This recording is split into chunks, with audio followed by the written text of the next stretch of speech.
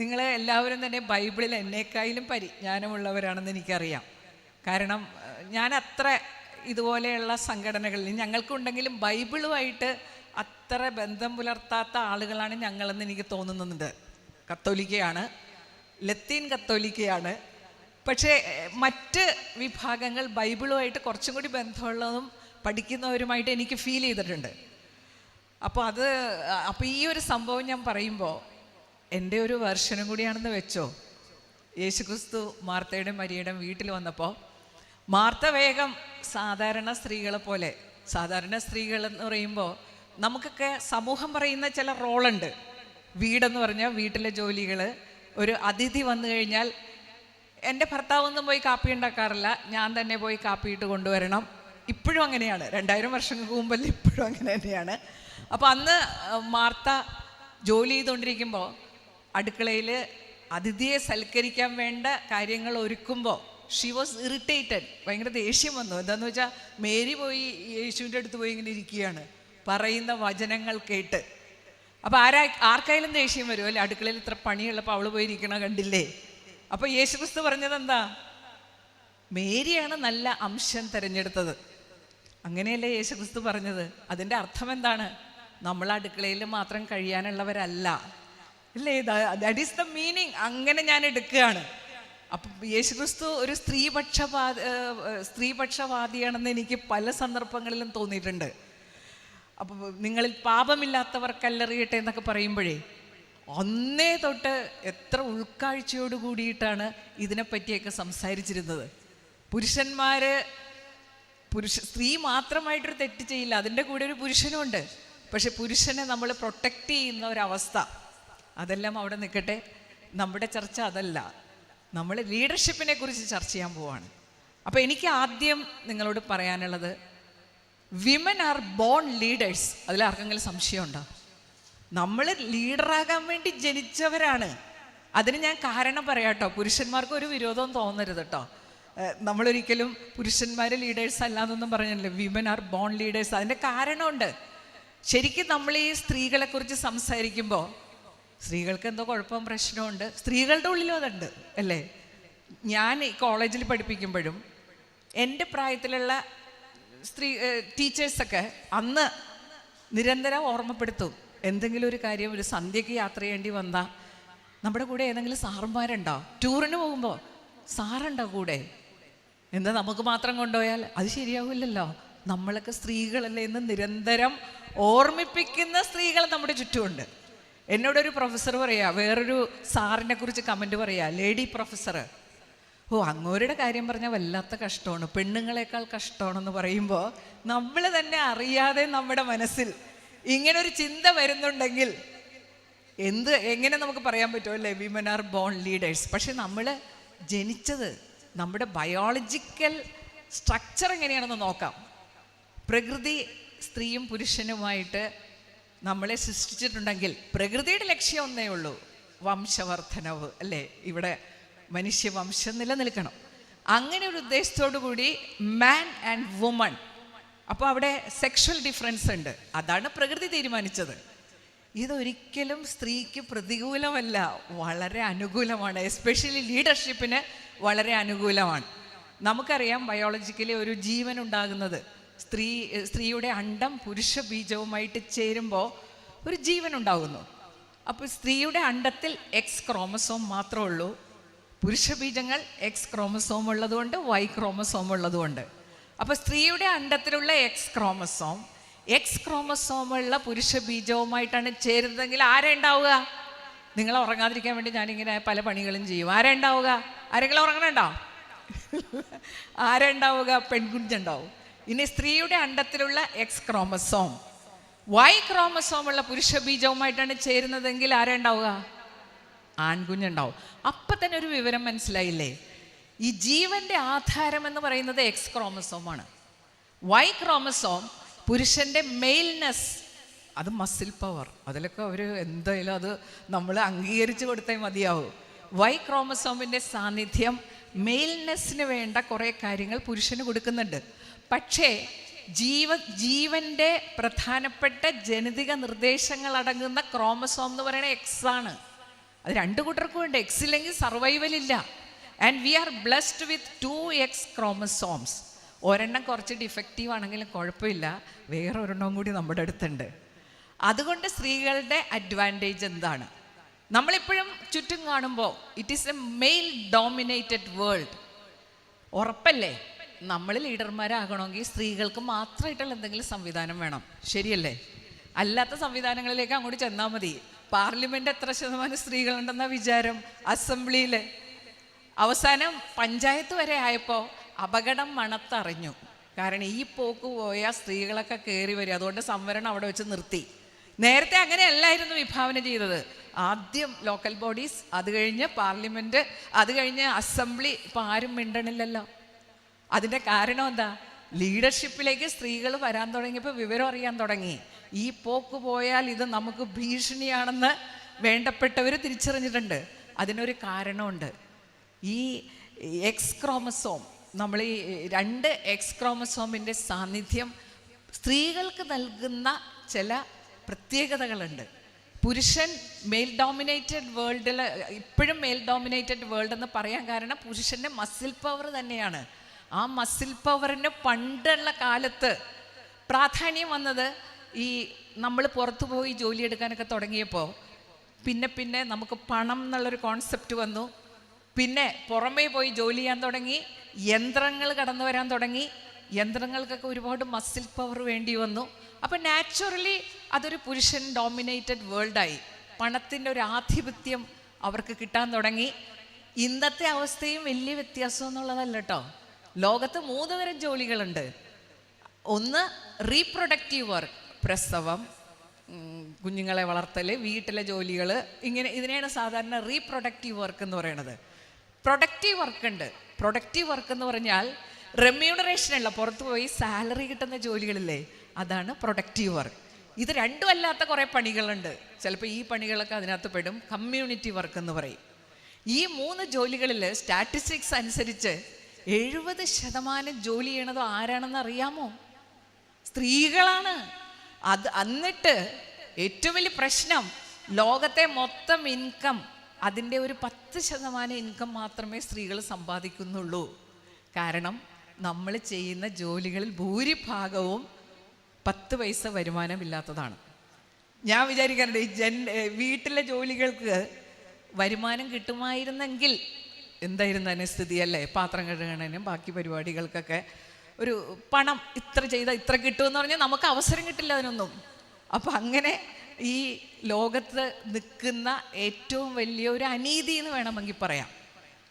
അതിൻ്റെ കാരണം ഒരിക്കലും നേച്ചർ അല്ല എന്നാണ് ഞാൻ പറയുന്നത്. നേച്ചറിൻ്റെ ഒരു തീരുമാനം, ഈ മെയിൽ ഡോമിനൻസ് എന്ന് പറയുമ്പോൾ ഒരു മസിൽ പവറിലൂടെ വന്ന ഒരു സംഭവമാണത്. ഇന്ന് വന്ന് മസിൽ പവറിൻ്റെ ഒരു കാലം കഴിഞ്ഞു അല്ലേ? ഇന്ന് വിരലമർത്തി കഴിഞ്ഞാൽ പലതും നടക്കില്ലേ അവിടെ. അതുമാത്രമല്ല, നമ്മളിങ്ങനെ പുരുഷൻ്റേതായിട്ടുള്ള പ്രത്യേകതകൾ, അവരുടെ മസിൽ പവർ, അങ്ങനെ അവർക്ക് മസിൽ പവർ കൊടുത്തിട്ടുണ്ടെങ്കിൽ പകരം സ്ത്രീകൾക്ക് കിട്ടിയിട്ടുള്ളത് എന്താണെന്ന് അറിയാമോ? നേച്ചർ വളരെ ബാലൻസ്ഡ് ആയിട്ടാണ് സ്ത്രീയെയും പുരുഷനെയും സൃഷ്ടിച്ചിരിക്കുന്നത്. അതിൽ എനിക്ക് യാതൊരു സംശയവുമില്ല. വളരെ ബാലൻസ്ഡ് ആണ്. അവിടെ മസിൽ പവർ കൊടുത്തിട്ടുണ്ടെങ്കിൽ പകരം നമുക്കെന്താ തന്നിട്ടുള്ളത്? പകരം സ്ത്രീക്ക് തന്നിട്ടുള്ളത് പ്രതികൂല സാഹചര്യങ്ങളെ അതിജീവിക്കാനുള്ള കഴിവാണ്. അത് പുരുഷനേക്കാൾ കൂടുതൽ സ്ത്രീക്കുണ്ട്. അവിടെ മസിൽ പവർ കൊടുത്തിട്ടുണ്ട്. നമുക്ക് തന്നിരിക്കുന്നത് പ്രതികൂല സാഹചര്യങ്ങളെ അതിജീവിക്കാനുള്ള കഴിവാണ്. പ്രളയം വന്നില്ലേ?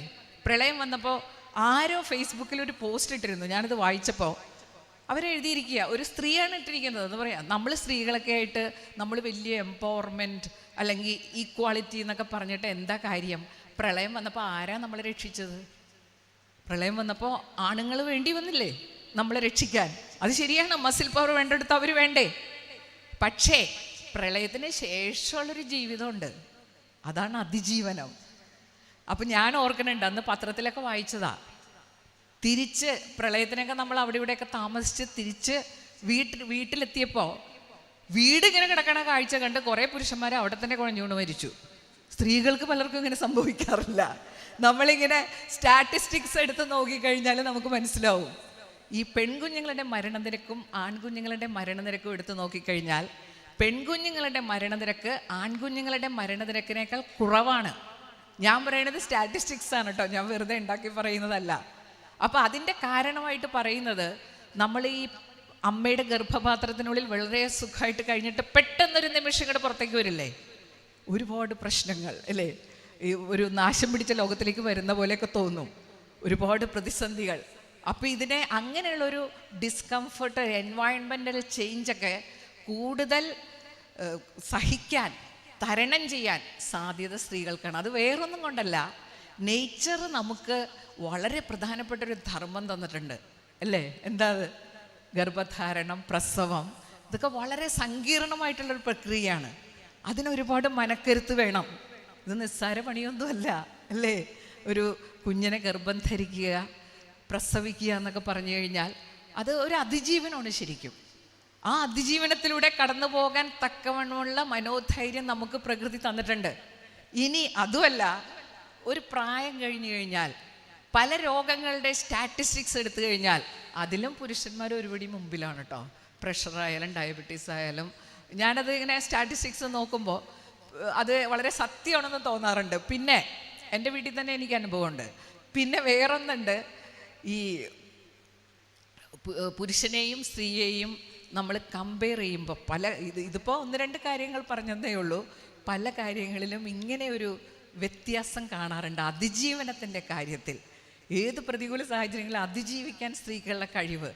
ഞാൻ ഈ പ്രായമായി ആളുകൾ വരുമ്പോഴേ ലൈഫ് പാർട്ട്നേഴ്സിനെ നഷ്ടപ്പെടാറുണ്ട്, ലൈഫ് പാർട്ട്നേഴ്സിനെ നഷ്ടപ്പെടുന്നവരുണ്ട്. അപ്പോൾ സ്ത്രീകൾ വിധവകളായി കഴിയുമ്പോൾ അവർക്ക് വലിയ പ്രശ്നമൊന്നുള്ളതായിട്ട് തോന്നാറില്ല. അവർ ജീവിതത്തിലേക്ക് പെട്ടെന്ന് തിരിച്ചു വരും, കാര്യങ്ങളൊക്കെ കൃത്യമായിട്ട് ചെയ്യും. ഇപ്പം തന്നെ ഞാനിവിടെ വന്നപ്പോൾ ഒരു മാഡത്തിനെ പരിചയപ്പെട്ടു. ഹസ്ബൻഡ് നേരത്തെ മരിച്ച 2 കുട്ടികളെയും വളർത്തിക്കൊണ്ട് വന്നു.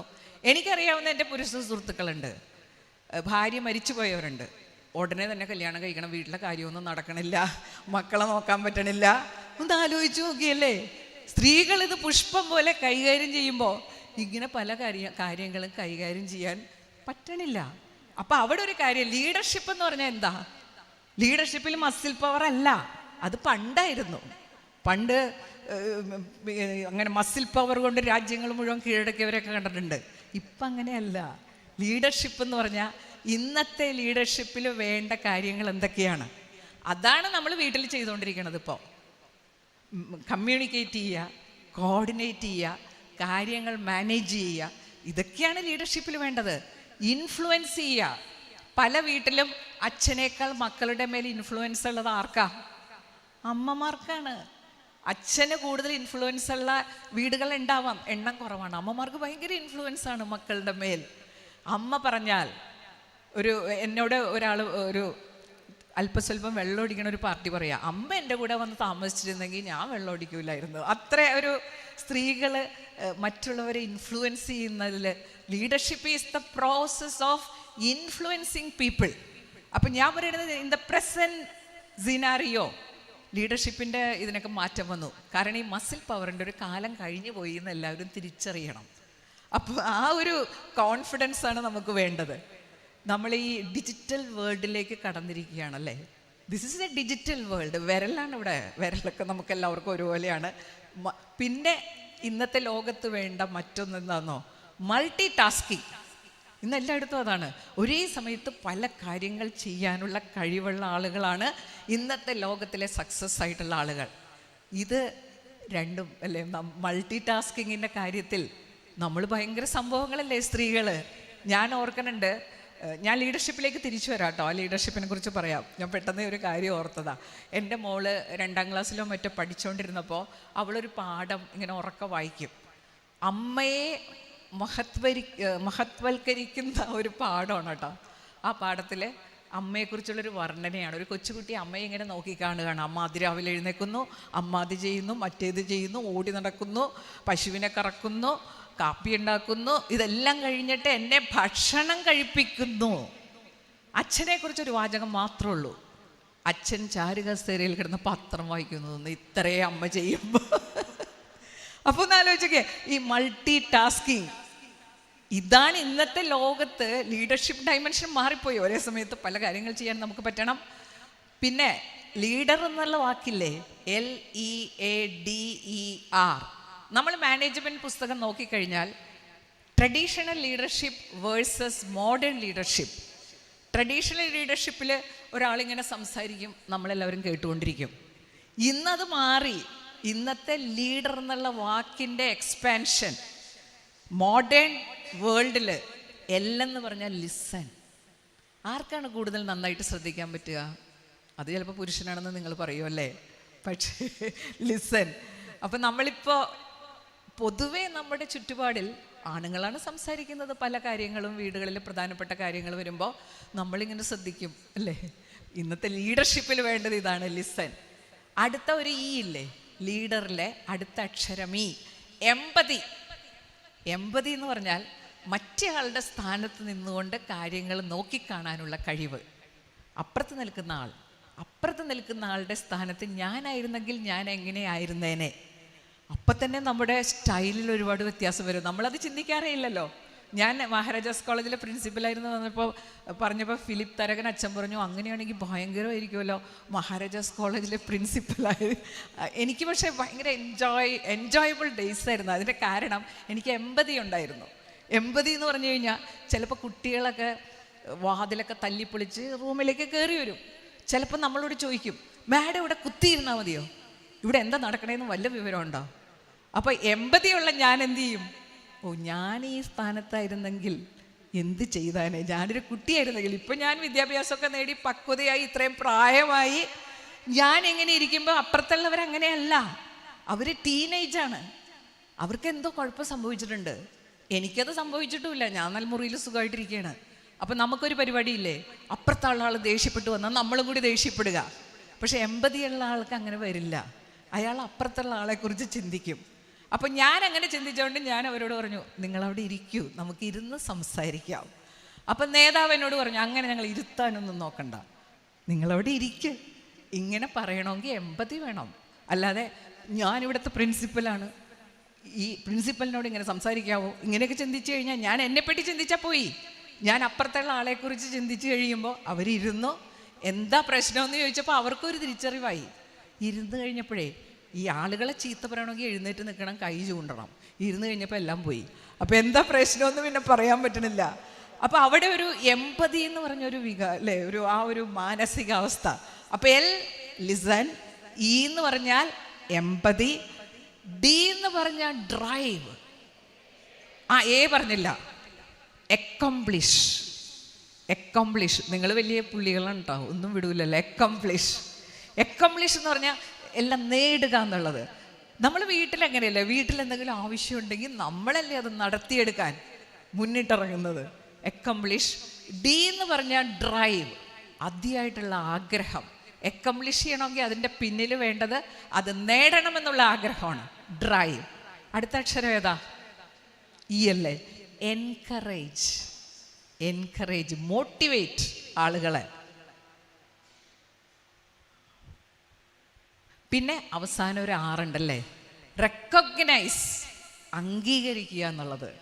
ഒരു നല്ലത് ചെയ്താൽ അയാളെ അംഗീകരിക്കുക. അപ്പോൾ സാധാരണഗതിയിൽ ഈ പുരുഷൻ്റെ ഒരു ട്രഡീഷണൽ ലീഡർഷിപ്പ്, പണ്ട് അധികം നേതാവ് അല്ലെങ്കിൽ നേതാക്കന്മാരെന്നൊക്കെ പറഞ്ഞു കഴിഞ്ഞാൽ പുരുഷൻ്റെ ഒരു സാമ്രാജ്യമായിരുന്നു അത്. അപ്പോൾ അവിടെ എല്ലൊന്നുമില്ല, സ്പീക്ക്. ഞാനിവിടെ പറയും, യു ഹാവ് ടു ലിസൺ. ഞാനിവിടെ എല്ലാ കാര്യങ്ങളും ഡിസൈഡ് ചെയ്യും. എനിക്കൊരു മസിൽ പവർ ഉള്ളത് കൊണ്ട് എൻ്റെ ഒരു തോന്നലതാണ്, നിങ്ങൾക്ക് വേണ്ടി തീരുമാനമെടുക്കുന്നത് ഞാനാണ്. നിങ്ങൾക്ക് ഒരു പ്രശ്നമില്ല, നിങ്ങൾ ഞാൻ പറയുന്നത് അങ്ങോട്ട് കേട്ടാൽ മതി. അതായത് ഒരു aggressive autocratic style of leadership ഉണ്ടായിരുന്നു. ഇന്ന് നമ്മൾ വന്നിരിക്കുന്നത് ഒരു ഡെമോക്രാറ്റിക് സ്റ്റൈലിലേക്ക്. അപ്പോൾ ലീഡർ എന്നുള്ളതിന് ഇങ്ങനെ ഒരു എക്സ്പാൻഷൻ കൊടുത്തു കഴിഞ്ഞാൽ അവിടെ സ്ത്രീകൾ ലീഡറാകാൻ യോഗ്യരല്ല എന്ന് ആർക്കും പറയാൻ പറ്റില്ല. ഈ പ്രത്യേകതകൾ എടുത്തു കഴിഞ്ഞാൽ പ്രകൃതി അങ്ങനെയാണ് നമ്മളെ സൃഷ്ടിച്ചിട്ടുള്ളത്. ഈ ഒരു ധർമ്മം ഉണ്ടല്ലോ, ഈ മനുഷ്യവംശം നിലനിർത്തുന്നതിൽ നമ്മുടെ പ്രധാനപ്പെട്ട ഒരു ധർമ്മം ഏറ്റെടുക്കാൻ നമുക്ക് വേണ്ട സവിശേഷതകൾ തന്നിട്ടുണ്ട്. ഇനി അങ്ങനെ ഓരോന്നെടുത്തു കഴിഞ്ഞാൽ നമുക്ക് അത്ഭുതം തോന്നും. ആ മസിൽ പവർ കോമ്പൻസേറ്റ് ചെയ്യാൻ നമുക്ക് എന്തെല്ലാം തന്നിട്ടുണ്ട്, അല്ലെങ്കിൽ നമ്മുടെ ധർമ്മം നിർവഹിക്കാൻ നമുക്ക് പ്രത്യേകമായിട്ട് കിട്ടിയിട്ടുള്ള കഴിവുകൾ എന്തൊക്കെയാണ്. ഒന്ന് കമ്മ്യൂണിക്കേഷൻ. ഞാനിങ്ങനെ എൻ്റെ വീട്ടിലൊരു കൊച്ചുമോളുണ്ട്, അവൾക്കിപ്പോൾ 4 വയസ്സ് കഴിഞ്ഞു. എന്തോ ഒരു സംസാരമാണ് ദൈവമേ. അതിൻ്റെ അപ്പുറത്തൊരു ഒരു ചെറിയ കുട്ടിയുണ്ട്, അവനും ഏകദേശം ഈ പ്രായമായി. അവൻ കഷ്ടി 3-4 വാക്കുകൾ പറയും, ഇവൾ തകർത്ത് എന്ത് വേണമെങ്കിലും പറയും. അപ്പോഴാണ് എനിക്കൊരു കാര്യം മനസ്സിലാകുന്നത്. ഇതിനു മുമ്പ് ഞാൻ നോട്ട് ചെയ്തിട്ടുണ്ടെങ്കിലും ഇപ്പോഴാണ് ശരിക്കും നോട്ട് ചെയ്തത്. ഈ കമ്മ്യൂണിക്കേഷൻ സ്കില്ലില്ലേ, അതിൽ സ്ത്രീകൾ ബഹുദൂരം മുന്നിലാണ്. അത് നമ്മുടെ ഒരു പ്രൊട്ടക്ഷന് വേണ്ടിയിട്ടുള്ളതാണ്. നമുക്ക് മസിൽ പവർ ഇല്ലെങ്കിൽ നമ്മൾക്ക് നമ്മുടെ കാര്യങ്ങൾ അവതരിപ്പിക്കാനൊക്കെ പിന്നെ ഒരു പവറേ ഉള്ളൂ, അതാണ് നമ്മുടെ കമ്മ്യൂണിക്കേഷൻ സ്കിൽ. ഞാനൊരിക്കൽ ഈ ഒരു കനേഡിയൻ പ്രോഗ്രാമിൽ കനേഡിയൻ സ്ത്രീകളുടെ കൂടെ പങ്കെടുത്തുകൊണ്ടിരുന്ന ഒരു പ്രോജക്റ്റിൽ വർക്ക് ചെയ്തിരുന്നു. അപ്പോൾ എനിക്ക് അന്ന് അവരെ കാണുമ്പോൾ നല്ല അത്ഭുതമായിരുന്നു. വർഷങ്ങൾക്ക് മുമ്പാണ് കേട്ടോ. അപ്പോൾ അന്ന് അവർ ഒരു 10-30 വർഷമായി കാണും. അന്ന് അവർ അവിടെ നിന്നൊക്കെ ഒറ്റയ്ക്ക് യാത്ര ചെയ്ത് വരും. നമ്മളൊന്നും അത്രയൊന്നും സ്ഥലം ഇവിടം വിട്ട് അപ്പുറം പോകാത്തൊരു കാലഘട്ടമാണ് 10-30 കൊല്ലങ്ങൾക്ക് മുമ്പ്. ഇപ്പോഴും അതിന് പേടിയുള്ള ആളുകളുണ്ട്. ഒരു സ്ഥലത്തേക്ക് വരാൻ പറഞ്ഞാൽ അയ്യോ അവിടെ ആരെങ്കിലും ഉണ്ടാവുക, ഒറ്റയ്ക്ക് പോകണ്ടെന്ന് പറയുന്ന ആളുകൾ ഇപ്പോഴും കാണാം. അപ്പോൾ അന്ന് ഇവരൊക്കെ ഇവിടെ വരുമ്പോൾ എനിക്ക് ഭയങ്കര അത്ഭുതമായിരുന്നു. അപ്പോൾ ഞാൻ അവരോട് ചോദിച്ചു, നിങ്ങളെങ്ങനെയാണ് ഇവിടേക്ക് വന്ന് ഹോട്ടലിലൊക്കെ ഒറ്റയ്ക്ക് താമസിച്ച് കാര്യങ്ങളൊക്കെ നടത്തി തിരിച്ചു പോകുന്നത്? അന്നാണെങ്കിൽ ഹോട്ടലിൽ താമസിക്കുന്ന സ്ത്രീ ചീത്ത സ്ത്രീയാണെന്ന് ആളുകൾ പറയുന്ന ഒരു കാലമാണ്. അപ്പോൾ ഇവർക്കൊരു പേടിയില്ലാണ്ട് ഇതൊക്കെ വന്ന് താമസിച്ച്. അപ്പോൾ അവരെന്നോടൊരു ചോദ്യം ചോദിച്ചു, മെറ്റിൽഡ രാത്രി ഇങ്ങനെ നടന്നു പോകുമ്പോൾ ഒരാൾ പിടിക്കാൻ വന്നാൽ എന്ത് ചെയ്യും? എന്ത് ചെയ്യും? അപ്പം ഞാൻ പറഞ്ഞു, ഞാൻ ഓടും. അപ്പം തന്നെ എനിക്ക് വിവരം മനസ്സിലായി, ഓടാൻ പറ്റൂല, കൈയും കാലും കുഴഞ്ഞിട്ട് ഓടാൻ പറ്റുമോ? അപ്പോൾ ഞാൻ പറഞ്ഞു, ഞാൻ ഒച്ചയെടുക്കും. അത് ശ്രദ്ധിച്ചിട്ടില്ലേ? നമ്മൾ ഒരു പുരുഷനും സ്ത്രീയും ഇങ്ങനെ ശബ്ദം എടുത്തു കഴിഞ്ഞാൽ ആരുടെ ശബ്ദമാണ് മീതെ പോവുക? സ്ത്രീയുടെ മറ്റവർക്കൊരു ലെവൽ കഴിഞ്ഞ് പോവില്ല. നമ്മുടെ റേഞ്ച് എന്ന് പറഞ്ഞാൽ അപാരമാണ്. അപ്പോൾ അത് നമ്മുടെ ഒരു പ്രൊട്ടക്ഷന് വേണ്ടിയിട്ടാണ്. അച്ഛൻ വിയോജിപ്പുണ്ടെന്ന് തോന്നണല്ലേ ഫിലിപ്പ് തരകൻ അച്ഛന്? സംശയമുണ്ടോ? അതൊക്കെ അങ്ങനെയാണ് പ്രകൃതി തീരുമാനിച്ചിരിക്കുന്നത്. അത് നമ്മുടെ ഒരു പ്രൊട്ടക്ഷന് വേണ്ടിയിട്ടാണ്. മസിൽ പവറുള്ള ഒരാൾ നമ്മളെ ഉപദ്രവിക്കാൻ വന്നാൽ പിന്നെ ഇതേ മാർഗമുള്ളൂ. ഒന്നില്ലെങ്കിൽ അയാളുടെ മുഖത്ത് നോക്കി 2 ചീത്ത പറയുക, അല്ലെങ്കിൽ ഒച്ചയെടുക്കുക. ഒന്നും കിട്ടണില്ലെങ്കിൽ ഭയങ്കര ശബ്ദം എടുക്കുക. അന്ന് അവരെന്നോട് പറഞ്ഞു കേട്ടോ, ഇതൊക്കെ പറച്ചിലേ ഉള്ളൂ, ആ സമയത്ത് ശബ്ദമൊന്നും വരില്ല എന്ന് തൊണ്ടേന്ന്. അത് സത്യമാണ്. കാരണം നമ്മൾ ആദ്യമായിട്ട് ഒച്ചെടുക്കാൻ പോവല്ലേ. കാരണം ഇത്രയും നാൾ വരെ നമ്മളോട് എന്താ പറഞ്ഞിരുന്നത്? നീ അധികം ശബ്ദം എടുക്കരുത്, നീ അധികം സംസാരിക്കരുത്. നമ്മളെ ചെറുപ്പത്തിലെ തുടങ്ങി അങ്ങനെയല്ലേ നമ്മളെ വളർത്തിക്കൊണ്ട് വന്നത്. അപ്പോൾ കമ്മ്യൂണിക്കേഷൻ നമ്മുടെ ഒരു വലിയൊരു സ്കില്ലാണ്. അതുപോലെ തന്നെ വീടുകളിലൊക്കെ പല കാര്യങ്ങളിലും ഇനീഷ്യേറ്റീവ് എടുക്കുന്നത് നമ്മളാണ്. ഇതൊക്കെ തന്നെയല്ലേ പുറമേയും വേണ്ടത് ലീഡർഷിപ്പിൽ. ഇതെല്ലാം വീട്ടിൽ സാധിക്കുമെങ്കിൽ പുറമേയിൽ സാധിക്കും. അപ്പോൾ നമ്മുടെ ഒരു ഓപ്പർച്യൂണിറ്റി ഇന്നത്തെ കാലത്ത്, അതാണ് ഞാനൊന്ന് ഓർമ്മപ്പെടുത്തിയത്. This is a digital world. പഴയ സംഭവങ്ങളെല്ലാം പോയി. പഴയ സംഭവങ്ങളെല്ലാം നമ്മൾ തിരുത്തി എഴുതണം, മായ്ച്ചു കളയാൻ പറ്റില്ല. പക്ഷെ നമ്മുടെ ഞാനിവിടെ ഇരുന്ന് നോക്കുമ്പോൾ എല്ലാവരും തന്നെ ഒരു എബവ് 50 അല്ലേ? നമ്മൾ ഈ സന്തൂർ സോപ്പും ഗോദ്രേജ് ഡൈയൊക്കെ ഉള്ളതുകൊണ്ട് ഒരു വീഡിയോയും കിട്ടൂല. അപ്പം ഞാനിവിടെ വന്നപ്പോൾ ഞാനിപ്പോൾ ചെയ്യാറുള്ളൊരു കാര്യം, ഞാൻ റിട്ടയർ ചെയ്തിട്ട് 10 കൊല്ലം ഇപ്പോൾ ഒരുവിധമൊക്കെ പ്രായമായി. അപ്പം ഞാനിനി ഒരു കാര്യത്തിൽ മാത്രം എനിക്ക് വിജയിച്ച് നിൽക്കാൻ പറ്റുള്ളൂ. ചെറുപ്പമൊക്കെ പോയല്ലോ. അപ്പം ഞാൻ അന്വേഷിക്കും, ഇവിടെ വന്നിട്ടുള്ളതിൽ ഏറ്റവും പ്രായമുള്ള ആൾ ആരാണെന്ന് ഞാൻ അന്വേഷിക്കും. എന്നിട്ടൊരു ക്ലെയിമാണ്, ഞാനാണ് ഇവിടുത്തെ ഏറ്റവും പ്രായമുള്ള ആൾ. അപ്പം അച്ഛൻ പറഞ്ഞാൽ ഒന്നും നടക്കൂല, ഇവിടെ 85 വയസ്സാ, 87 അല്ലേ? ആ അമ്മച്ചി ഒന്ന് എഴുന്നേറ്റ് നിൽക്കുമോ? എനിക്കൊന്ന് കാണും, ഒന്ന് കൈയടിച്ചേ. ഷീസേ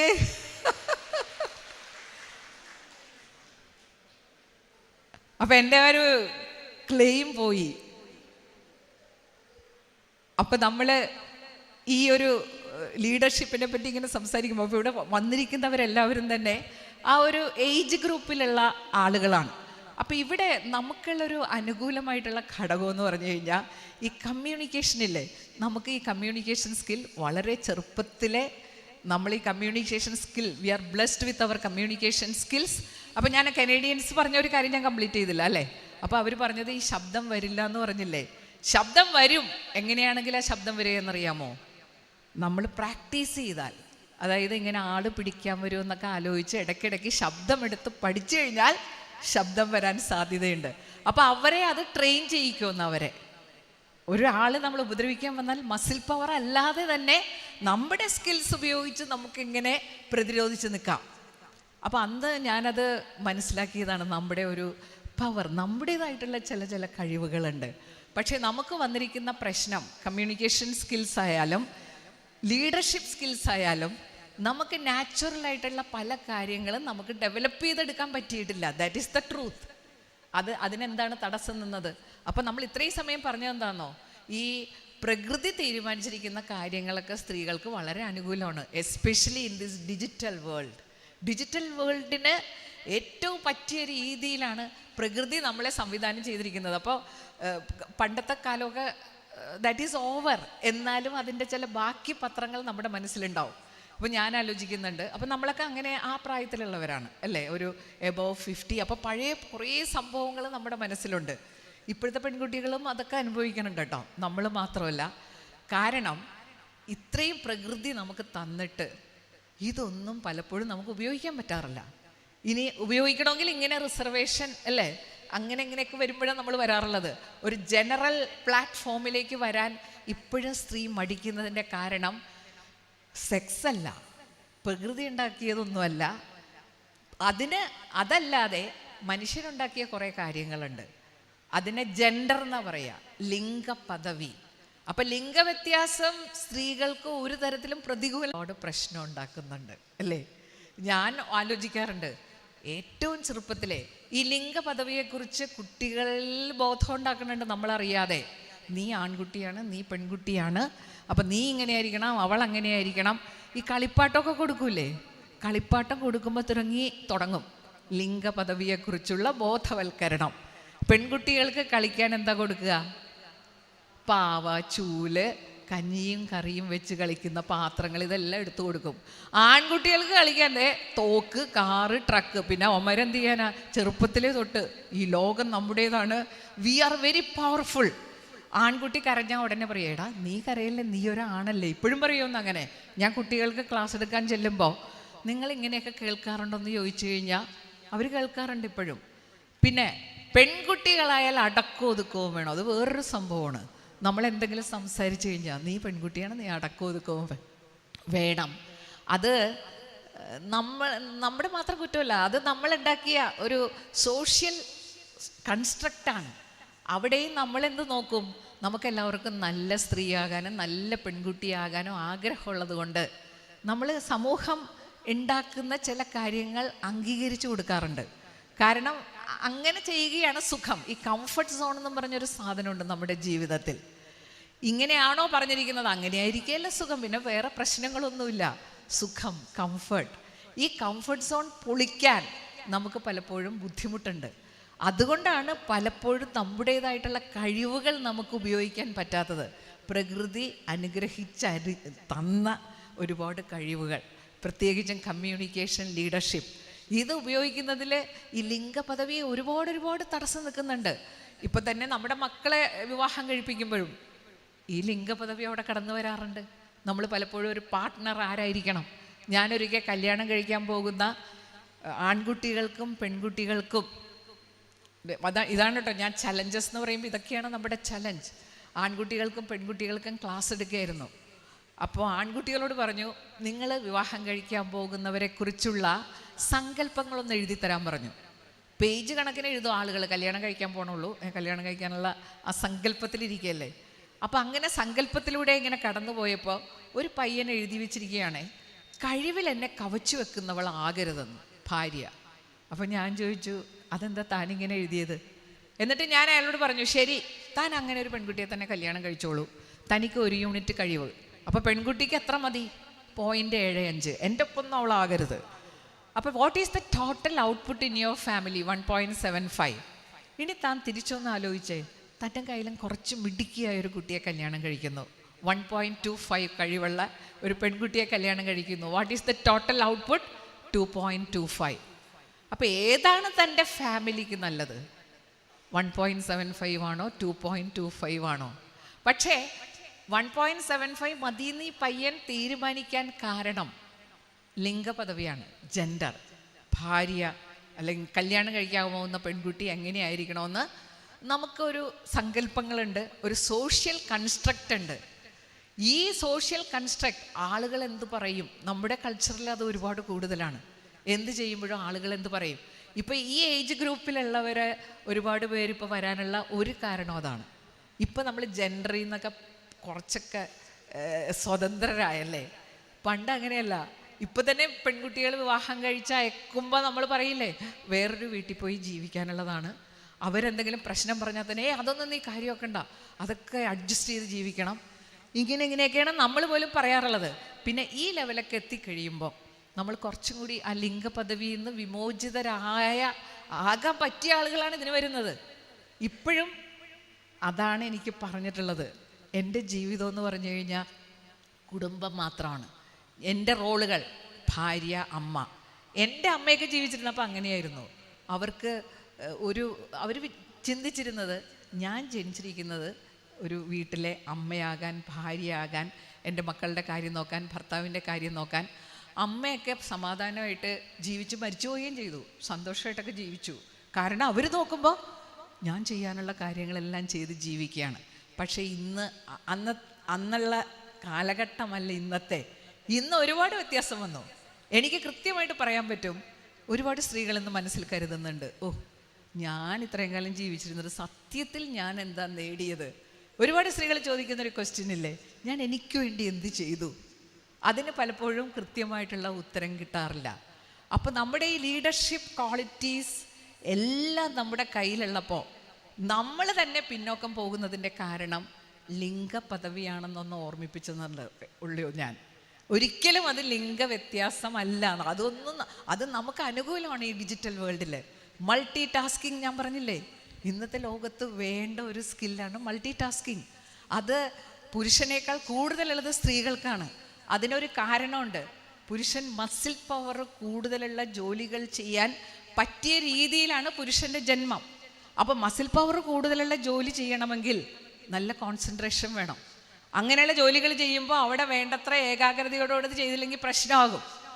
അങ്ങനെയുള്ള ജോലികൾ നമ്മൾ ചെയ്യാൻ അങ്ങനെ നമ്മളെ ഉദ്ദേശിച്ചിട്ടില്ല. ഈ മസിൽ പവർ ഒരുപാടുള്ള ജോലികൾ അത് നമുക്ക് ചെയ്യാൻ പറ്റും. അതിന് ചിലപ്പോൾ കൂടുതൽ പരിശീലനം വേണ്ടി വരും. എല്ലാ ജോലികളും എല്ലാവർക്കും ചെയ്യാം. എന്നാലും കൂടുതൽ മൾട്ടി ടാസ്കിങ്ങിന് പറ്റിയ രീതിയിലാണ് സ്ത്രീകൾ. മസിൽ പവറുള്ള ജോലിക്ക് പറ്റിയ രീതിയിലാണ് പുരുഷൻ. അപ്പം നമ്മൾ ഇന്നത്തെ സിനാരിയോയിൽ ലീഡർഷിപ്പ് എന്ന് പറയുമ്പോൾ നമുക്കതിന് ഒരുപാട് അനുകൂല ഘടകങ്ങളുണ്ട്.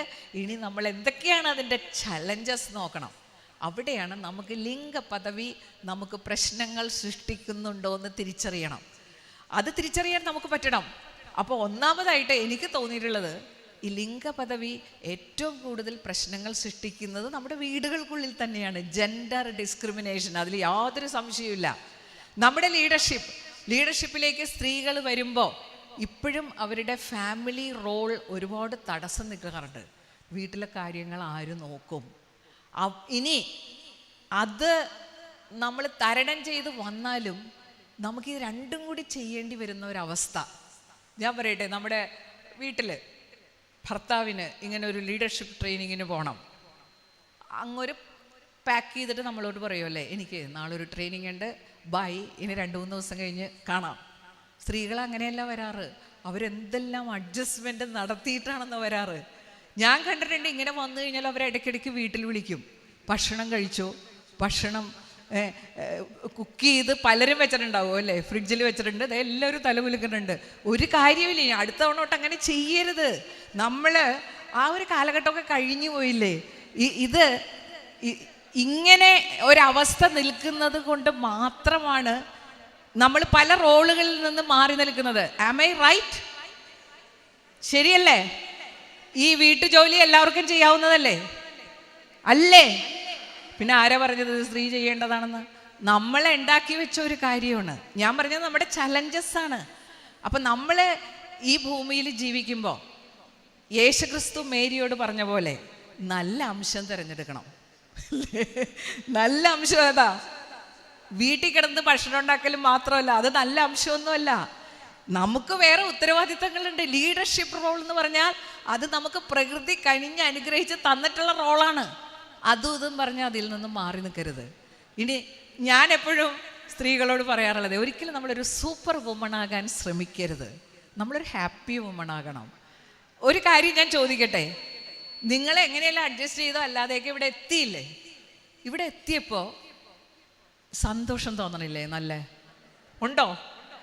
അങ്ങനെയാണ് നമ്മൾ. കുറേ പേര് വന്നിട്ടുണ്ടാവില്ല അതും ഇതും പറഞ്ഞ്, അല്ലേ, അതെ ഞാൻ വന്നാൽ ശരിയാവില്ല. കഴിഞ്ഞ ദിവസം ഒരു മീറ്റിങ്ങിന് നമ്മുടെ അത്രയൊക്കെ പ്രായമുള്ള ഒരു ലേഡി ഉച്ചയായപ്പോൾ ഭയങ്കര ധൃതി പിടിച്ചോടുക. ഞാൻ ചോദിച്ചത് എവിടെ പോകണം? ഉച്ച കഴിഞ്ഞ് മീറ്റിംഗ് ഉണ്ടല്ലോ. അതെ, ഭർത്താവിന് ഞാൻ വിളമ്പി കൊടുത്താലേ കഴിക്കുള്ളെന്ന്. നമുക്ക് മനസ്സിലാവുമല്ലോ, ഇപ്പം തിരിച്ചു ചെല്ലുമ്പോൾ മനസ്സിലാവും വിളമ്പി കൊടുത്തില്ലെങ്കിൽ ഇവരൊക്കെ കഴിച്ചോളും. ഇനി കുക്ക് ചെയ്യാതെ വന്നാലും അവർ കുക്ക് ചെയ്യും, വിശക്കുമ്പോൾ എന്തെങ്കിലുമൊക്കെ ചെയ്തോളും. പണ്ട് ഞാനൊരു കഥ വായിച്ചിട്ടുണ്ട്. ഇതുപോലെ ഒരു സ്ത്രീ ഇങ്ങനെ ജോലി ചെയ്ത് അവസാനം മരിച്ചുപോയി. വീട്ടിലെ കാര്യങ്ങളെല്ലാം നോക്കി അവശ നിലയിലായി മരിച്ചുപോയി. ഇതൊരു കാൽപ്പനികതയുള്ള ഒരു കഥയാണ്. അപ്പോൾ ഇവരുടെ ആത്മാവ് ഒരു ദിവസം തിരിച്ചു വരാണ് 3-4 ദിവസത്തിന് ശേഷം. അപ്പോൾ വീട്ടിൽ നോക്കുമ്പോഴേ ഭർത്താവ് അടുക്കളയിൽ കയറി എന്തോ ചെയ്യണം. മോളാണെങ്കിൽ അവിടെ വസ്ത്രങ്ങളൊക്കെ ഇങ്ങനെ തേച്ച് വെക്കുകയാണ്. മോൻ അടിച്ചു വരണം, മുറി എല്ലാം ക്ലീൻ ചെയ്യണം. അപ്പോൾ ആ ആത്മാവിനുണ്ടായ ഒരു ഭയങ്കരമായിട്ടുള്ള ഒരു ദുഃഖഭാരം അല്ലേ? ഇതാണ് നമ്മുടെ വീടുകളിലുള്ളത്. ഈ ജോലിയൊന്നും എല്ലാവർക്കും ചെയ്യാവുന്നതാണ്. നമ്മൾ നമ്മുടേതാണെന്ന് വിചാരിച്ച് നമ്മളത് വിട്ടുകൊടുക്കാതെ ഉണ്ടാകുന്ന പ്രശ്നങ്ങളുണ്ട്. അതിനാണ് ഈ ഡെലിഗേഷൻ എന്ന് പറയും. നമ്മുടെ ലീഡർഷിപ്പിൻ്റെ റോളിലേക്ക് നമ്മൾ വരുമ്പോൾ അത് അധിക ആകുന്നത് കൊണ്ട് ചിലരത് എടുക്കില്ല. എനിക്ക് പറ്റൂല, എനിക്ക് അതുണ്ട് ഇതുണ്ട്, കൊച്ചിൻ്റെ കാര്യം. ഇനി കുട്ടികളുടെ കാര്യം കഴിഞ്ഞാൽ ഇപ്പോൾ വേറൊരു റോളും കൂടി ഉണ്ട്. എന്താ? അമ്മൂമ്മ. ഇതൊക്കെ നമ്മൾ എടുത്തു വെക്കുന്നതാണ്. നല്ല അമ്മൂമ്മയാകാൻ, മക്കളുണ്ട് നല്ലത് പറയിക്കാൻ. എനിക്ക് തിങ്കളാഴ്ച ഒരു മീറ്റിങ്ങിന് പോകണം, അല്ല ശനിയാഴ്ച, നാളെ ഗ്രാൻഡ് പേരൻസ് ഡേ സ്കൂളിൽ. അതിൻ്റെയൊക്കെ എന്താ ആവശ്യം? അച്ഛനും അമ്മയും മക്കളും നമ്മളെയും കൂടി അതിനകത്തേക്ക് ഇങ്ങനെ കൊണ്ടുവന്ന്, അത് സ്കൂളുകാരുടെ ഒരു ടെക്നിക്കാണ്. അപ്പോൾ കുറേ ഗ്രാൻഡ് പേരൻസ് നോക്കിക്കോളുമല്ലോ. അപ്പം പിന്നെ അവർ കുട്ടികളുടെ കാര്യങ്ങളൊക്കെ കുറേ നോക്കി സ്കൂളുകാരുടെ ഭാരമൊക്കെ കുറച്ച് കുറയും. അപ്പോൾ എന്തെങ്കിലും ആവട്ടെ, ഒന്ന് ഈ ജെൻഡർ റോൾസ് എവിടം വരെ നമുക്ക് എടുക്കാൻ പറ്റും, നമുക്ക് സർവീസ് ചെയ്യാം, ഒരു പ്രശ്നമില്ല. പക്ഷേ നമ്മുടെ മറ്റ് റോളുകൾ, ഇതെല്ലാം നമ്മൾ ഓർത്തിരിക്കേണ്ട ഒരു കാര്യം. നമുക്ക് ഒരുപാട് ആവശ്യങ്ങളുണ്ട് അല്ലേ? മനുഷ്യൻ്റെ മാസ്ലോ എന്ന് പറയുന്ന മനഃശാസ്ത്രജ്ഞൻ മനുഷ്യരുടെ ആവശ്യങ്ങളെക്കുറിച്ച് വളരെ ഭംഗിയായിട്ട് പഠനം നടത്തിയിട്ടുണ്ട്. മനുഷ്യർക്ക് എല്ലാവർക്കും ആവശ്യങ്ങളുണ്ട്. അതിൽ നമ്മുടെ ബേസിക് ആവശ്യം എന്ന് പറഞ്ഞു കഴിഞ്ഞാൽ ഫിസിയോളജിക്കൽ നീഡ്സ് ആണ്. വിശപ്പ്, ദാഹം, അതാണ് നമ്മുടെ ഏറ്റവും ബേസിക് നീഡ്. നമ്മൾ ഒരുപാട് വിശന്നിരിക്കുന്നു, ഇവിടെ ദാരിദ്ര്യമാണ്, പട്ടിണിയാണെങ്കിൽ ഈ സെമിനാറൊന്നും ഇവിടെ നടത്താൻ പറ്റൂല. നമ്മളിവിടെ ഒന്നും ഉണ്ടാവില്ല, നമ്മൾ ഏതെങ്കിലും ഗ്രൗണ്ടിൽ ഭക്ഷണപ്പൊതിയും കാത്തിരിപ്പുണ്ടാവും. അത് സാറ്റിസ്ഫൈ ചെയ്ത് കഴിയുമ്പോൾ അടുത്ത ലെവൽ ഓഫ് നീഡിലേക്ക് കടക്കും. അടുത്ത ലെവൽ ഓഫ് നീഡ് എന്താ? സെക്യൂരിറ്റി എന്ന് പറയും. സുരക്ഷിതത്വം വേണം നമുക്ക്. അപ്പോൾ സുരക്ഷിതത്വത്തിലേക്ക് നമ്മൾ കടക്കുന്നു. സുരക്ഷിതത്വം വേണമെങ്കിൽ നമ്മളിപ്പോൾ ഭക്ഷണവും വിശപ്പും ഒക്കെ കഴിഞ്ഞു കഴിഞ്ഞാൽ അപ്പോഴാണ് നമ്മളൊരു പാർപ്പിടം ഉണ്ടായിരുന്നെങ്കിലെന്ന് ചിന്തിക്കണത്. വിശപ്പുണ്ടെങ്കിൽ നമ്മളൊന്നും ചിന്തിക്കില്ല. ബോംബ് തലയിൽ വന്ന് വീഴുമെന്ന് പറഞ്ഞാൽ നമ്മൾ വിശപ്പ് മാറാൻ എന്താണ് സാധ്യതയെങ്കിൽ അവിടെ പോവും. അവിടെ ബോംബിടുമെന്ന് പറഞ്ഞാൽ നമ്മൾ അവിടെ നിന്ന് പോവില്ല. അതാണ് നമ്മുടെ ആദ്യത്തെ നീഡ്. രണ്ടാമത്തത് we want to be secure, സെക്യൂരിറ്റിയാണ്. മൂന്നാമത്തത് സോഷ്യൽ നീഡ്സാണ്. നമ്മൾ മനുഷ്യരായിട്ട് ജനിക്കുമ്പോൾ നമ്മുടെ ജീവിതത്തിലെ ഏറ്റവും പ്രധാനപ്പെട്ട ഒന്നാണ് റിലേഷൻസ്. അതിനാണ് ഫാമിലി, കല്യാണം, അങ്ങനെ അത് സാറ്റിസ്ഫൈ ചെയ്യും നമ്മൾ. ഇതെല്ലാം കഴിഞ്ഞാൽ പിന്നെ നമുക്ക് വേണ്ടത് എസ്റ്റീം നീഡ്സ് ആണ്, അംഗീകാരങ്ങളാണ്. വീട്ടിലുള്ള അംഗീകാരമല്ല, ഒരു സമൂഹത്തിലുള്ള അംഗീകാരം. ഈ അംഗീകാരം നമുക്ക് കിട്ടുമ്പോൾ, നമ്മൾ മനുഷ്യരായതുകൊണ്ട് അങ്ങനെയാണ് നമ്മുടെ സംവിധാനം. ഈ ഒരു സോഷ്യൽ റെക്കഗ്നീഷൻ നമുക്ക് കിട്ടുമ്പോൾ വി ഫീൽ വെരി ഹാപ്പി. നമ്മുടെ ഹാപ്പി ഹോർമോൺ ഉണ്ട് തലച്ചോറിൽ, ഡോപ്പമിൻ എന്ന് പറയും. ആ ഡോപ്പമിൻ അംഗീകാരം കിട്ടുമ്പോൾ ആക്ടിവേറ്റഡ് ആവും. നിങ്ങൾ ഒരു കാര്യം ശ്രദ്ധിച്ചിട്ടുണ്ടോയെന്ന് അറിയില്ല, നമ്മൾ ഇങ്ങനെയുള്ള പ്രസ്ഥാനങ്ങളിലൊക്കെ വരുമ്പോൾ ചില ആളുകൾ സ്ഥിരം ലീഡേഴ്സ് ആയിരിക്കും അല്ലേ? വേറെ കുറേ പേര് വരില്ല. കാരണം ലീഡർ ആകാതിരിക്കുന്നതാണ് സുഖം. ഈ സുഖം എന്ന് പറഞ്ഞൊരു പരിപാടിയുണ്ട്. വീട്ടിലങ്ങനെ ചടഞ്ഞുകൂടിയിരിക്കുന്നതാണ് സുഖം. ഇവിടെ വരണമെങ്കിൽ വീടിൻ്റെ പുറത്തേക്ക് ഇറങ്ങണ്ടേ? അപ്പോൾ ഒരു കംഫർട്ട് സോൺ നമ്മൾ പൊളിച്ചാലേ പുറത്തിറങ്ങാൻ പറ്റുള്ളൂ. അപ്പോൾ ഈ ലീഡർഷിപ്പ് എടുക്കുന്നവരുടെ ഒരു സത്യം എന്താണെന്ന് അറിയാമോ? നമ്മളൊരിക്കൽ ലീഡർഷിപ്പ് എടുത്തു കഴിഞ്ഞാൽ, നമ്മളിപ്പോൾ മേരി മാത്യു മാഡം അങ്ങനെ പല ലീഡേഴ്സൊക്കെ ഇല്ലേ, നമുക്കെല്ലാവരും അവരെ അറിയാം. അപ്പോൾ അവരുടെയൊക്കെ ഈ ഡോപ്പമിനൊക്കെ നല്ലോണം ആക്ടിവേറ്റഡ് ആവും. ഈ ഡോപ്പമിന് ചെറിയൊരു തകരാറുള്ളതേ, ഡോപ്പമിൻ അഡിക്റ്റീവ് ടെൻഡൻസി ഉള്ള ഒന്നാണ്. അഡിക്ഷൻ വരും. അപ്പം നമ്മൾ ഇതുപോലെയുള്ള കാര്യങ്ങൾ നമ്മൾ നിരന്തരം ചെയ്തുകൊണ്ടിരിക്കും. കുറേ പേര് എപ്പോഴും കംഫർട്ട് സോണിലായിരിക്കും. ഇവിടെ പോലും വരാത്തവരുണ്ടാവും എന്തെങ്കിലുമൊക്കെ പറഞ്ഞിട്ട്. പക്ഷെ ഇവിടെ വന്നവർക്കറിയാം, ഇവിടെ വരുമ്പോൾ അവർ ഡോപ്പമിൻ ഗെറ്റ്സ് ആക്ടിവേറ്റഡ്. ഞാൻ കുണ്ടന്നൂരിന്ന് വെളുപ്പിനെ എഴുന്നേറ്റ് ഇത്രയും ദൂരം 4-4.5 മണിക്കൂർ യാത്ര ചെയ്ത് വരാനുള്ള കാരണം അതല്ല. എനിക്ക് നിങ്ങളുടെ മുമ്പിൽ ഇങ്ങനെ നിൽക്കുമ്പോൾ ഐ ഫീൽ ഹാപ്പി. ഞാൻ വീട്ടിലിരുന്നാൽ അത് കിട്ടൂല അല്ലേ? I feel recognition from you. ഇത്രയും ആളുകൾ നമ്മളിങ്ങനെ നോക്കി ശ്രദ്ധിച്ചുകൊണ്ടിരിക്കുക എന്ന് പറഞ്ഞു കഴിഞ്ഞാൽ അത് എനിക്ക് കിട്ടുന്നൊരു റെക്കഗ്നിഷൻ അല്ലേ? അതേസമയം എൻ്റെ കൂടെയുള്ള കുറേ പേരൊക്കെ ഉണ്ട് അങ്ങനെ. ഇപ്പോൾ മേരി മാത്യുവിനോട് റിട്ടയർ ചെയ്തവരുണ്ടാവും. ഇനിയിപ്പോൾ ഇത്ര വയസ്സും പ്രായമൊക്കെ ആയില്ലേ. എപ്പോഴും നമ്മൾ നിരന്തരം കേൾക്കുന്നൊരു വാചകമാണ്, നമ്മൾ ഈ കംഫർട്ട് സോണിനകത്താക്കാൻ പല പദ്ധതികൾ ആളുകൾ ആസൂത്രണം ചെയ്തിട്ടുണ്ട്. നമ്മളെ ഇങ്ങനെ ഓർമ്മിപ്പിക്കും, നമ്മളൊക്കെ സ്ത്രീകളാണ് അല്ലേ, അല്ലെങ്കിൽ ഇനിയിപ്പോൾ ഇത്രയൊക്കെ പ്രായമായില്ലേ. എന്നോട് ചിലർ പറയാറുണ്ട്, ഇനിയിപ്പോൾ ടീച്ചർ ഇത്രയൊക്കെ പ്രായമായില്ലേ, ഇനിയിപ്പോൾ ഇത്രയൊക്കെ പോരെ, ഇത് എത്ര കാലമാണ് ഇങ്ങനെ പഠിപ്പിക്കാൻ പോകണമെന്നൊക്കെ ചോദിക്കും. അപ്പോൾ ഇങ്ങനെ ഒരുപാട് ഡിസ്കറേജിങ് ആയിട്ടുള്ള വാക്കുകൾ കേൾക്കും. അപ്പോൾ ഇതൊക്കെ തരണം ചെയ്ത് വരണമെങ്കിൽ നമ്മൾ എന്തിനാണ് ഈ പണിക്ക് പോകണമെന്ന് നമ്മൾ വിചാരിക്കും. എവിടെയെങ്കിലും നമുക്കൊന്ന് ഇരുന്നാൽ പോരെ, സുഖമല്ലേ. അപ്പോൾ ഈ സുഖവലയങ്ങൾ പൊളിക്കുക എന്നുള്ളത്, അത് പലപ്പോഴും പൊളിക്കാൻ നമുക്ക് സാധിക്കാറില്ല. നമ്മൾ ഈ ജെൻഡർ റോളിൽ ഇങ്ങനെ ഒതുങ്ങിക്കഴിയാനാണ് നമ്മുടെ ആഗ്രഹം. എനിക്കൊരു യൂട്യൂബ് ചാനലുണ്ട് കേട്ടോ, മേരി മെറ്റിൽഡ എന്ന് അടിച്ചു കഴിഞ്ഞാൽ ഞാൻ ഒരുപാട് വീഡിയോസ് ഇട്ടിട്ടുണ്ട് കുറേ. അപ്പോൾ അത് കാണുന്ന ചില പെൺകുട്ടികളാണ് കേട്ടോ, യൂത്ത്, എനിക്ക് മെസ്സേജ് അയക്കാറുണ്ട്. അപ്പോൾ പലരുടെയും ജീവിതം പരിതാപകരമാണ്. അപ്പോഴേ എനിക്ക് മനസ്സിലായിട്ടുള്ളത്, ഈ പെൺകുട്ടികളില്ലേ, വിവാഹം കഴിയുന്നത് വരെ അവർ പറക്കട്ടെ എന്നൊക്കെ നമ്മൾ പറയും. വീടുകളിലും അവർ വളരെ സ്വതന്ത്രരായിട്ടൊക്കെ വളരുന്നവരാണ്. കുറേ ചേഞ്ച് വന്നിട്ടുണ്ട് ഇന്ന്. എന്നാലും നമ്മൾ ഇടയ്ക്കിടയ്ക്ക് ഓർമ്മപ്പെടുത്തും. കാരണം നമ്മുടെ വിചാരം ഈ വിവാഹം എന്ന് പറയുന്നതാണ് അവസാന വാക്ക്. അതുകൊണ്ട് അവിടെ ജെൻഡറൊക്കെ പറയാറുണ്ടെങ്കിലും മിക്കവാറും അവർക്ക് ഒരു ഫ്രീഡം ഉണ്ട് പഠിക്കാനും ജോലിക്ക് പോകാനും. പക്ഷേ വിവാഹം കഴിഞ്ഞ് കഴിയുമ്പോൾ പലരുടെയും സ്ഥിതി പരിതാപകരമാണ്. അവിടെ ഒരു 50 കൊല്ലം പുറകിലാണ് എല്ലാവരും. ഈ പെൺകുട്ടി പറക്കട്ടെ എന്ന് പറഞ്ഞ ആളുകളൊക്കെ ഇവളൊരു മരുമകളായും ഭാര്യയൊക്കെ വരുമ്പോൾ വേറൊരു കാഴ്ചപ്പാടിലാണ് കാണുന്നത്. അവർ 50 കൊല്ലം പുറകിലാണ് അപ്പോഴും ഈ പെൺകുട്ടി. അങ്ങനെ സ്വന്തം വീട്ടിൽ പോകാൻ എനിക്ക് അനുവാദമില്ല എന്ന് പറയുന്ന പെൺകുട്ടികളെ കണ്ടിട്ടുണ്ട്. നമ്മുടെ സ്ഥിതി എന്ത് പരിതാപകരമാണല്ലേ. ഇപ്പോഴും നമ്മളിങ്ങനെ വരാൻ അനുവാദം മേടിക്കേണ്ടി വരാറുണ്ട്. കമ്മ്യൂണിക്കേഷനൊക്കെ മാറ്റണം. എനിക്കൊരു പ്രോഗ്രാമുണ്ട്, അതായത് തിങ്കളാഴ്ച എനിക്ക് പോകണം. അപ്പോൾ എന്താണെന്ന് വെച്ചാൽ നിങ്ങൾ ശനി ഞായറൊക്കെ സഹകരിച്ചാൽ എന്തെങ്കിലുമൊക്കെ ഉണ്ടാക്കാൻ ഞാൻ കൂടാം, അല്ലെങ്കിൽ നിങ്ങൾ എന്താണെന്ന് വെച്ചാൽ ചെയ്യണം എന്നുള്ള 2 തവണ അങ്ങനെ ചെയ്തു കഴിഞ്ഞാൽ സംഗതി മാറിയില്ലേ? പിന്നെ എന്താണ് അഭിപ്രായ വ്യത്യാസം ഉണ്ടാ? ഉണ്ടല്ലേ? നല്ല പേര് പോകും. അതാണ് മെയിൻ റീസൺ അല്ലേ? ഇത്രയും നാള് ഇത് നമ്മൾ തന്നെയാണ് അതിന് കാരണക്കാർ. ഇതെല്ലാവർക്കും ചെയ്യാൻ പറ്റുന്ന കാര്യങ്ങളാണെന്ന് നമുക്കറിയാം. അപ്പം നമ്മളിത് ചെയ്യേണ്ടതിൻ്റെ ആവശ്യകത ഇത്രയേ ഉള്ളൂ. നമ്മളെ കാത്ത് ഒരുപാട് കാര്യങ്ങളുണ്ട്. ഭർത്തമറിയ സമാജം മാത്രമല്ല, ഈ ലോകത്ത് ഒരുപാട് കാര്യങ്ങളുണ്ട് നമ്മളും കൂടി ചെയ്യേണ്ടത്. നമ്മൾ അതിൽ നിന്ന് മാറി നിന്നാൽ അതൊരു ക്രിമിനൽ കുറ്റമാണ്. ഈ ലോകത്ത് ഒരുപാട് കാര്യങ്ങളുണ്ട്, അതിലൊക്കെ നമ്മുടെ കോൺട്രിബ്യൂഷൻ വേണ്ടതാണ്. ആ ഒരു കാഴ്ചപ്പാടിൽ നിന്നുകൊണ്ട് നമ്മൾ ചിന്തിക്കുമ്പോഴാണ് നമ്മൾ എല്ലാം കൂടി ചെയ്യാൻ ആകെ 24 മണിക്കൂറല്ലേ ഉള്ളൂ ഒരു ദിവസം. അപ്പോൾ എല്ലാം കൂടി ചെയ്യുമ്പോൾ നമ്മുടെ ഇതുപോലെയുള്ള ലീഡർഷിപ്പ് റോളിന് തടസ്സം വരും.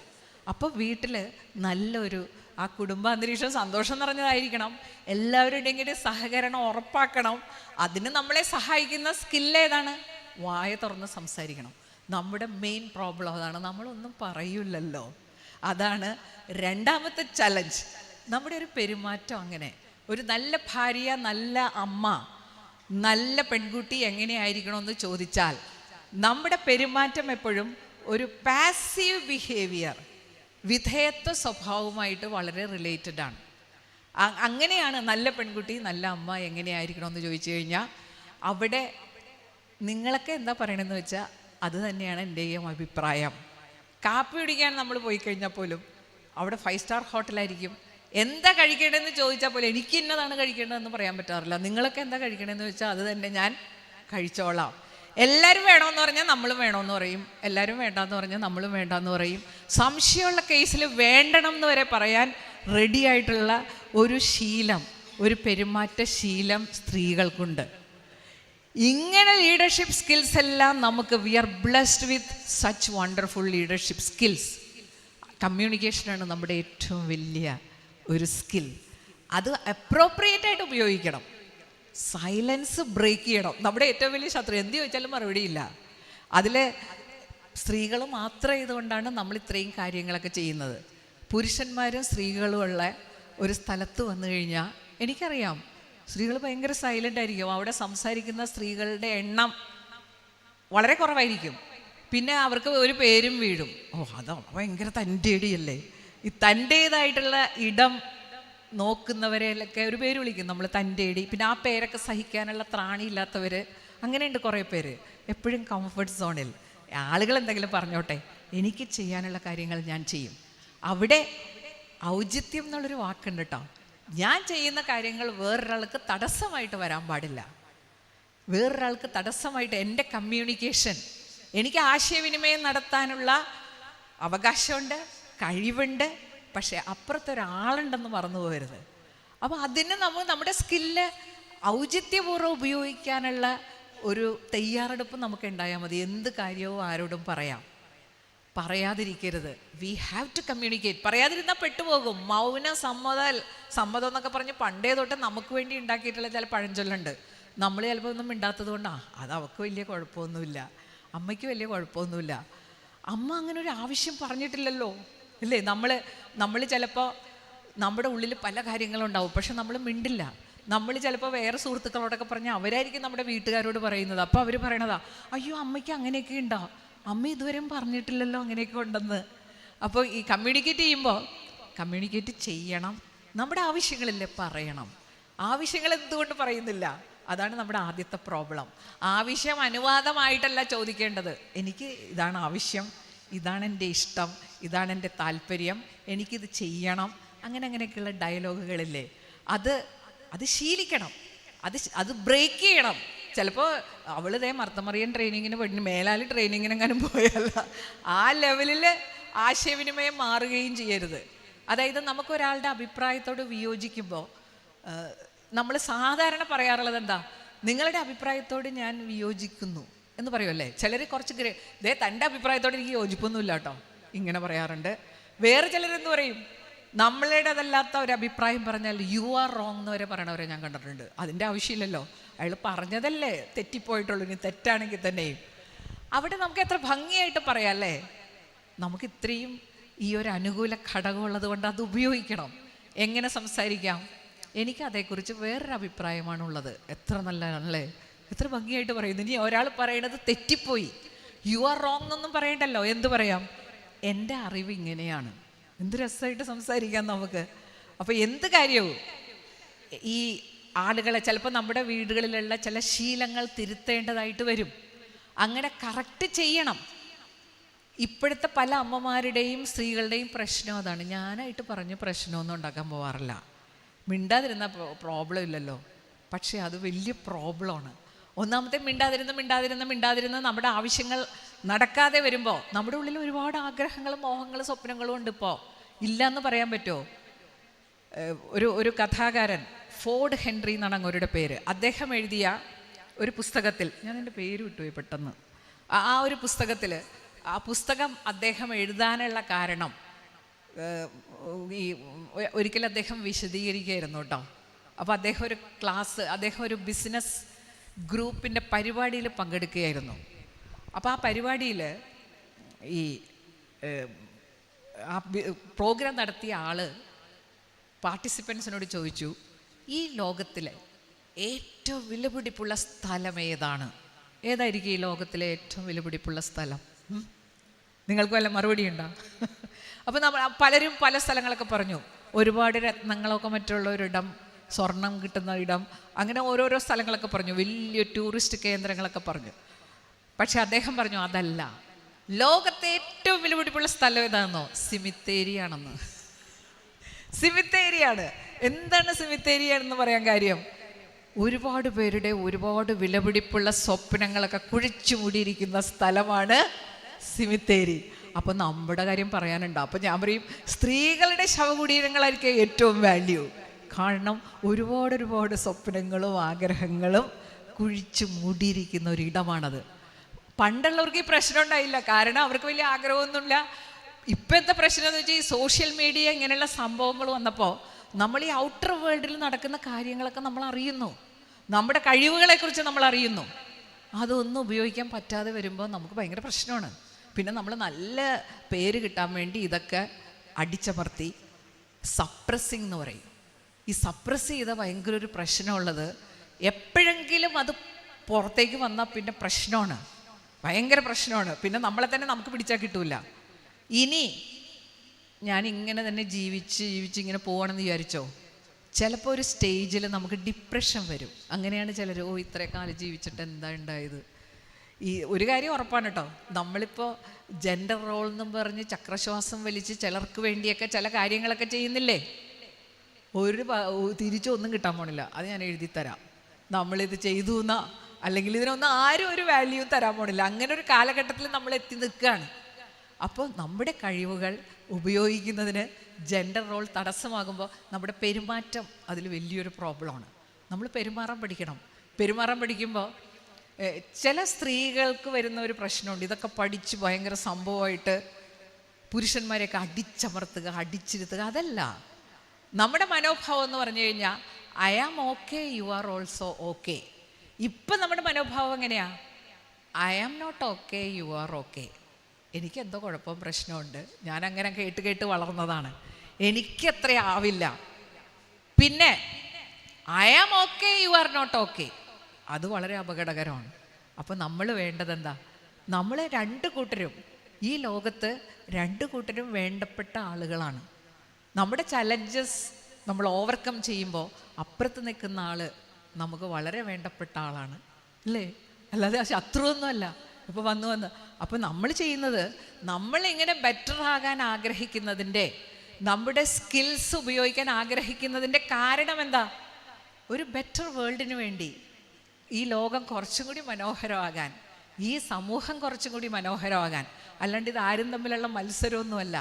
അപ്പോൾ നമ്മുടെ പെരുമാറ്റം എന്ന് പറഞ്ഞു കഴിഞ്ഞാൽ, ഈ പെരുമാറ്റത്തിന് പറയുന്ന പേരാണ് അസർട്ടീവ്നെസ്. നമ്മളെല്ലാം തുറന്നു പറയും, നമ്മൾ സ്വാതന്ത്ര്യം അനുഭവിക്കും. പക്ഷേ അവരുടെ മൂക്കിൻ്റെ തുമ്പ് ആരംഭിക്കുന്നിടത്ത് എൻ്റെ സ്വാതന്ത്ര്യം അവസാനിച്ചിരിക്കണം. എപ്പോഴും ഒരു കരുതൽ. ആളുകൾ എന്ത് കരുതുമെന്നുള്ളതാണ് ഇപ്പോഴും നമ്മുടെ ചിന്ത.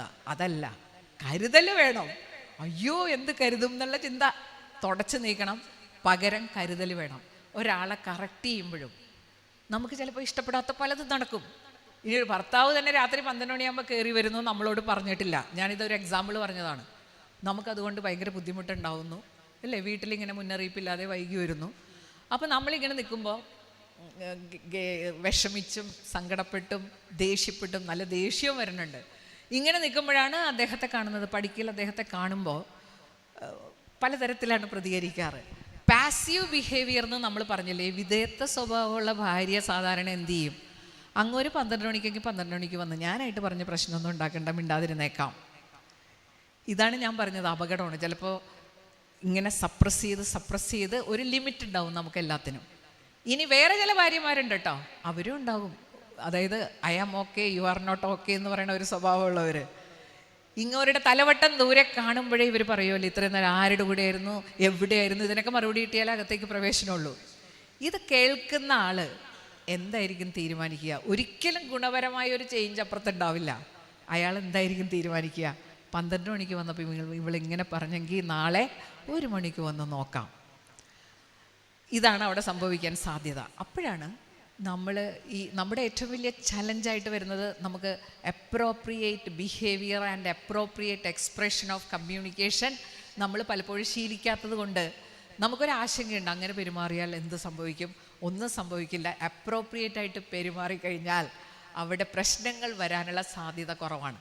അപ്പോൾ ഇങ്ങനെയുള്ള സന്ദർഭത്തിൽ നമുക്ക് ഉപയോഗിക്കാവുന്ന ഒരു കമ്മ്യൂണിക്കേഷൻ ഉണ്ട്. നമുക്ക് മറ്റുള്ളവരെ കറക്റ്റ് ചെയ്യണം. പക്ഷെ കറക്റ്റ് ചെയ്യുമ്പോൾ നമ്മുടെ മനസ്സിൽ അവർ വളരെ ഇമ്പോർട്ടൻ്റ് ആയിട്ടുള്ള ആളുകളാണ്, എൻ്റെ ആവശ്യം ഇതാണെന്ന് പറയുമ്പോൾ ഈ ഭർത്താവിനോട് നമുക്ക് എന്ത് പറയാം? അവിടെയാണ് വിൻ സ്ക്രിപ്റ്റ് എന്ന് പറഞ്ഞൊരു പരിപാടിയുണ്ട്, WIN. അതായത് ഒരിക്കലും മറ്റേയാളെ കുറ്റപ്പെടുത്തരുത്. അതാണ് പ്രശ്നം വരുന്നത്. താൻ എവിടെ പോയി കിടക്കായിരുന്നു ചോദിക്കേണ്ട കാര്യമില്ലല്ലോ. അവിടെ നമുക്ക് പ്രശ്നമുണ്ടാക്കിയത് ആളല്ല. എന്താണ് പ്രശ്നം ഉണ്ടാക്കിയത്? ആള് ചെയ്തൊരു പ്രവൃത്തിയാണ്. അപ്പം അതാണ് ഹൈലൈറ്റ് ചെയ്യേണ്ടത്. When you come late like this without informing me, മുന്നറിയിപ്പില്ലാതെ നിങ്ങളിങ്ങനെ വൈകി വരുമ്പോൾ പിന്നെ പറയേണ്ടത്, ഒരിക്കലും കുറ്റപ്പെടുത്തരുത്, നമ്മുടെ പ്രശ്നങ്ങൾ പറയുക. I feel worried, I feel anxious, I feel angry. പിന്നെ പറയേണ്ടത്, അതാണ് വിൻ സ്ക്രിപ്റ്റിൻ്റെ W കഴിഞ്ഞു. വെൻ എന്ന് വാക്കിൽ നിന്ന് W ഞാൻ എടുത്തു, നമ്മുടെ പ്രശ്നങ്ങൾ പറയുന്ന ഐ എടുത്തു. ഇനി നമ്മുടെ ആവശ്യമൊക്കെ കറക്റ്റായിട്ട് പറയണം. I need you to come early, അല്ലെങ്കിൽ വൈകി വരുമ്പോൾ എന്നെ ഒന്ന് അറിയിക്കുക. ബ്യൂട്ടിഫുള്ളായിട്ട് കാര്യങ്ങൾ പറഞ്ഞ് ശീലിക്കണം. എനിക്ക് ചിലരുടെ കാര്യം കാണുമ്പോൾ ഞാൻ പഠിപ്പിച്ചുകൊണ്ടിരുന്നപ്പോൾ, ഞാൻ റിട്ടയർ ചെയ്തിട്ട് 10 കൊല്ലം. അപ്പോൾ ഞങ്ങൾ അന്ന് വർഷങ്ങൾക്ക് മുമ്പ് സംഭവിച്ചതാണ്. അപ്പോൾ ഞങ്ങളോട് ഒരു ട്രെയിനിങ് പ്രോഗ്രാം ഉണ്ട്, ചെന്നൈ പോകണമെന്ന് പറഞ്ഞു. എത്ര പേര് പോകാൻ റെഡിയെന്ന് പറഞ്ഞപ്പോൾ ആരുമില്ല കേട്ടോ. കുറേ ലേഡി ടീച്ചേഴ്സ് ഉണ്ട്. അപ്പോൾ ലേഡി ടീച്ചേഴ്സിനോട് ഞാൻ ചോദിച്ചപ്പോൾ കുറച്ച് പേരെന്താ പറഞ്ഞു, വീട്ടിൽ പറഞ്ഞിട്ട് പോലും ഇല്ല അന്ന് ഇങ്ങനൊരു സംഭവം ഉണ്ട്, എനിക്ക് പോകണമെന്ന് അഭിപ്രായം പോലും ചോദിച്ചിട്ടില്ല. ഞാൻ അങ്ങനെ പോണേ ശരിയല്ലല്ലോ. ഈ ഒരു ചിന്ത അതാണ് നമ്മൾ ആദ്യം കളയേണ്ടത്. അങ്ങനത്തെ പരിമിതികളൊന്നും നമുക്കില്ല. അത് നമ്മളായിട്ട്, നമ്മുടെ സമൂഹമായിട്ട് ഉണ്ടാക്കി വെച്ച പരിമിതികൾ തിരിച്ചറിഞ്ഞ്, അല്ലെങ്കിൽ നമ്മൾ വല്ലാതെ പരിശീലനരാകും. എല്ലാം കൂടി ഞാൻ നടത്താമെന്ന് പറഞ്ഞ് ഇപ്പം അങ്ങനെ ഒരു കണ്ടീഷനിലേക്ക് ആളുകൾ എത്തിയിട്ടുണ്ട്. വിടാതിരിക്കാൻ പറ്റൂല പുറത്തേക്ക്. കാരണം എല്ലാവരും പോകുന്നു. അപ്പോൾ പിന്നെ ഇവളെയും കൂടി ഇതിനൊക്കെ അനുവദിച്ചേക്കാം. ഏതോ ഒരു സിനിമയിൽ നിങ്ങൾ ഒരു വൈറലായിട്ടുള്ള ഡയലോഗുണ്ട് അല്ലേ, ഒരു കോടതിയിൽ വാദം നടക്കുമ്പോൾ ഭർത്താവ് പറയാണ്, ഞാനതിന് അവൾക്ക് വേണ്ടത്ര സ്വാതന്ത്ര്യം കൊടുക്കുന്നുണ്ട്. അപ്പോൾ ജഡ്ജ് തിരുത്തി, സ്വാതന്ത്ര്യം നിങ്ങൾ കൊടുക്കേണ്ട ഒരു സാധനമല്ല. സ്വാതന്ത്ര്യം നമ്മൾ ഓരോരുത്തരും അവെയിൽ ചെയ്യേണ്ട ഒന്നാണ്, നമ്മുടെ ഫ്രീഡം. ഇവിടെ ഒരു കാര്യം നമ്മൾ മനസ്സിലാക്കേണ്ടത്, സ്ത്രീയും പുരുഷനും തമ്മിൽ കമ്പയർ ചെയ്യുമ്പോൾ ഞാൻ പറഞ്ഞു മസിൽ പവർ, അത് പുരുഷൻ്റെ വലിയൊരു ബ്ലെസ്സിങ് ആണ്. പിന്നെ പുരുഷൻ്റെ ഇപ്പോഴത്തെ ഏറ്റവും വലിയൊരു ബ്ലെസ്സിങ് എന്ന് പറഞ്ഞാൽ they are in the comfort zone. ഈ നമുക്ക് പല കാര്യങ്ങളും വേണം എന്ന് പറഞ്ഞു കഴിഞ്ഞാൽ ആരും ഇതെടുത്ത് തരില്ല കേട്ടോ നമ്മുടെ കയ്യിലേക്ക് വെച്ച്.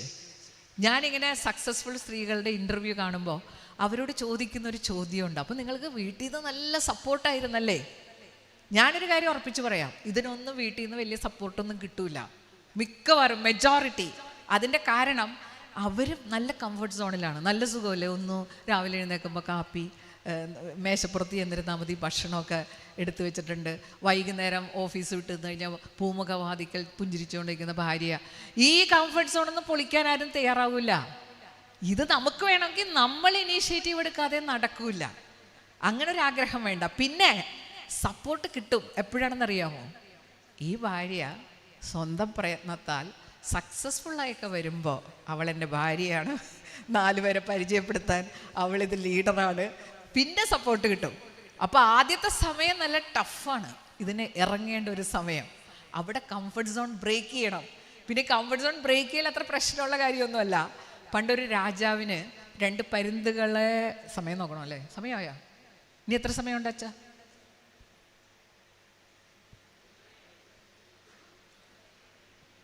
പറയാലേ, കുഴപ്പമില്ല. 2 പരുന്തുകളെ സമ്മാനമായിട്ട് കിട്ടി. നല്ല വിലപിടിപ്പുള്ള പരുന്തുകളാണ്. അപ്പോൾ രാജാവ് ആ പരുന്തുകളെ ഉയരത്തിൽ പറപ്പിക്കാൻ വേണ്ടി, പരുന്ത് നല്ല ഉയരത്തിൽ പറക്കും. പിന്നെ എൻ്റെ പരുന്തുകളല്ലേ, രാജാവിൻ്റെ പരുന്തുകളല്ലേ, നല്ല ഉയരത്തിൽ പറക്കാൻ വേണ്ടി ഒരു പരിശീലകനെ ഏർപ്പാട് ചെയ്തു. അപ്പോൾ പരിശീലകൻ വന്ന് 3-4 ദിവസം കഴിഞ്ഞപ്പോൾ അതിൽ ഒരു പരുന്ത് നല്ല ഉയരത്തിൽ പറക്കാൻ തുടങ്ങി. മറ്റേ പരുന്തിന് വലിയ അനക്കമൊന്നുമില്ല. അപ്പോൾ രാജാവിന് സങ്കടമായി, എൻ്റെ ദൈവം ഇത്രയും പണം കൊടുത്ത് ഇത്രയും പരിശീലിപ്പിച്ചിട്ട് ഒരു കാര്യമില്ലല്ലോ. അപ്പോൾ ഒരു കാര്യം ചെയ്യാം, എന്ത് ചെയ്യാമെന്ന് വിചാരിച്ചു തന്ന രാജാവ്, സാധാരണ പരുന്തുമായിട്ട് നല്ല ബന്ധമുള്ള വല്ല കൃഷിക്കാരെയോ മറ്റോ വിളിച്ച് ട്രെയിൻ ചെയ്യാം. ഇത്രയും പണം കൊടുത്തൊരു പരിശീലനം അങ്ങനെ കൊണ്ടുവരേണ്ട കാര്യമില്ല. അപ്പോൾ രാജാവ് അടുത്ത് താമസിക്കുന്ന ഒരു കൃഷിക്കാരനെ ഏർപ്പെടുത്തി പരുന്തിനെ ട്രെയിൻ ചെയ്യാൻ. ഇയാൾ വന്ന് 2 ദിവസം കഴിഞ്ഞപ്പോൾ തന്നെ മറ്റേ പരുന്ത് ഈ പരുന്തിനൊക്കെ അതിൽ ഉയരത്തിലൊക്കെ പറക്കാൻ തുടങ്ങി. അപ്പോൾ രാജാവ് ചോദിച്ചു, ഇതെങ്ങനെ സംഭവിച്ചു? മറ്റേയാൾ എന്തെല്ലാം ചെയ്തിട്ട് നടക്കാത്ത കാര്യം നിങ്ങൾക്ക് എങ്ങനെ സാധിച്ചു? അപ്പം അയാൾ പറയണേ, അയ്യോ അത് സിമ്പിളല്ലേ, ഞാൻ കമ്പ് വെട്ടി കളഞ്ഞെന്ന്. ഞാൻ നോക്കുമ്പോൾ ഈ പരുന്തെപ്പോഴും ചെന്ന് ഇരിപ്പാണ്. ആ കമ്പ് വെട്ടി കളഞ്ഞപ്പോൾ സംഗതി തീർന്നു. അതുപോലെ നമ്മളിങ്ങനെ സുഖമായിട്ടിരിക്കണ ചില കമ്പുകളുണ്ട്, അത് വെട്ടിക്കളയാം. വേറെ ആരും വെട്ടാനുണ്ടാവില്ല, നമ്മൾ തന്നെ വെട്ടിക്കളയാം. പക്ഷേ ഈ കംഫർട്ട് സോണിൽ നിന്ന് നമ്മൾ പുറത്ത് കിടന്നാൽ നമ്മൾ പല കാര്യങ്ങളും ഇങ്ങനെ ചെയ്യുമ്പോൾ, ഞാൻ പറഞ്ഞില്ലേ, നമ്മുടെ ഡോപ്പമിൻ ആക്ടിവേറ്റഡ് ആവും, വി ഫീൽ വെരി ഹാപ്പി.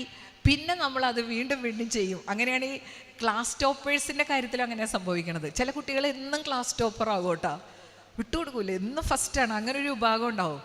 കാരണം ഇതാണ്, ഒരിക്കലൊക്കെ ഫസ്റ്റായി റെക്കഗ്നീഷനൊക്കെ കിട്ടുമ്പോൾ അവരുടെ ഡോപ്പമിൻ ആക്ടിവേറ്റഡ് ആവും. അതിന് അഡിക്ഷൻ ഉള്ളതുകൊണ്ട് അവർക്കൊരു അഡിക്ഷൻ പോലെ അത് ഇവർ തുടർന്നുകൊണ്ടിരിക്കും. മദ്യം കഴിക്കുമ്പോഴും കഞ്ചാവ് കഴിക്കുമ്പോഴും ഇത് തന്നെ പരിപാടി. നമ്മുടെ ഈ ഡോപ്പമിനെ, അതിലെ ചില സാധനങ്ങളൊക്കെ ആക്ടിവേറ്റഡ് ആവും. അവർ പിന്നെ ഭയങ്കര ആളുകളല്ലേ, നമ്മുടെ തലച്ചോറിലെ ഡോപ്പമിൻ ആക്ടിവേറ്റഡ് ആവുമ്പോൾ നമുക്ക് സന്തോഷം തോന്നും. കമേഴ്സ്യൽ ആളുകൾ അതിൻ്റെ സാധ്യത തിരിച്ചറിഞ്ഞ് മദ്യം ഉണ്ടാക്കി, കഞ്ചാവ് ഉണ്ടാക്കി. നമുക്കല്ലാതെ ഡോപ്പമിൻ ആക്ടിവേറ്റഡ് ആക്കാൻ എത്രയോ മനോഹരമായ മാർഗങ്ങളുണ്ട്.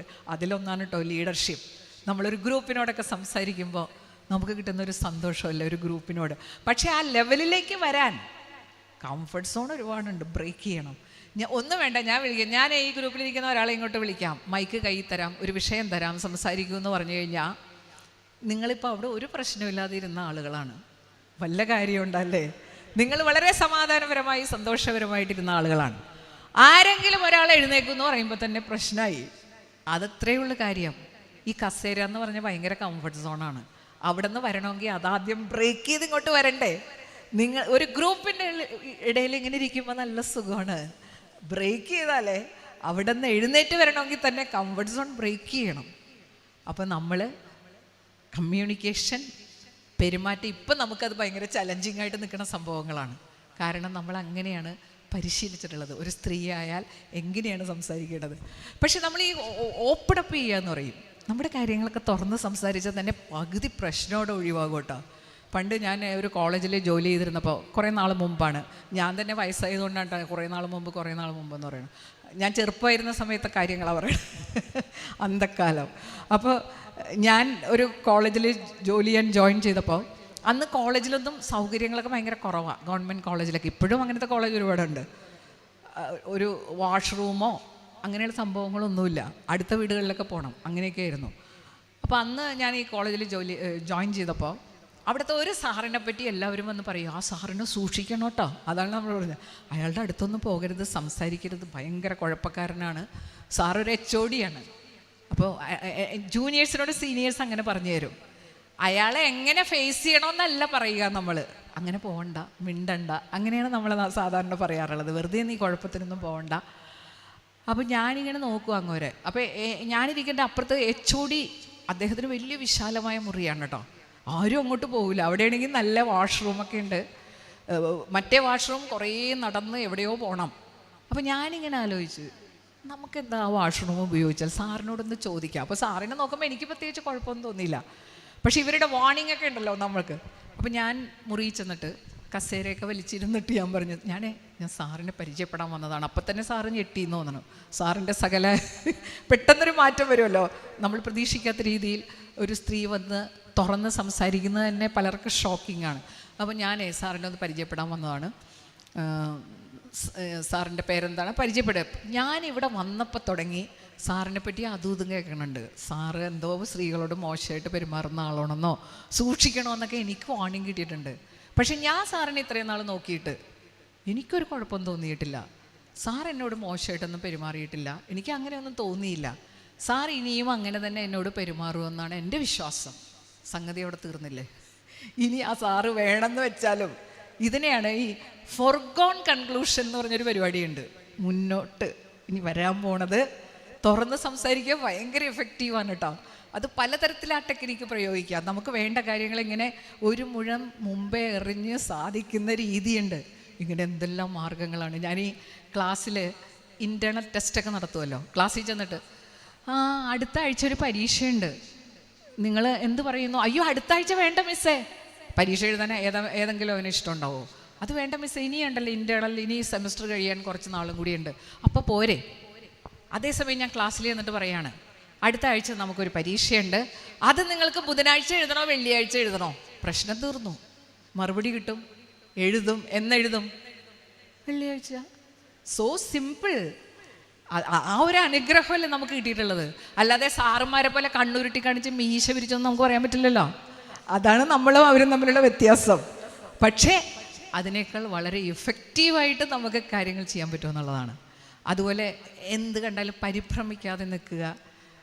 പുരുഷന്മാർക്കും ഭൂരിഭാഗം പേർക്കും പ്രഷറൊക്കെ ഉണ്ടെന്നാണ് എൻ്റെ ഒരു വിചാരം, അല്ലേ? സ്ത്രീകൾക്കും ഉണ്ടാവാം, പക്ഷെ നമ്മളെയൊക്കെ അവർ ഓവർകം ചെയ്യും. കാരണം എന്തെങ്കിലും വന്നു കഴിഞ്ഞാൽ ഭയങ്കര പ്രശ്നമാണ്, ഇത് ഞാനെങ്ങനെ തരണം ചെയ്യും. പണ്ട് കാലത്ത് ഇതില്ല. പണ്ട് കാലത്ത് ഇന്നത്തെ പോലത്തെ സ്ട്രെസ് അല്ല, അല്ലേ?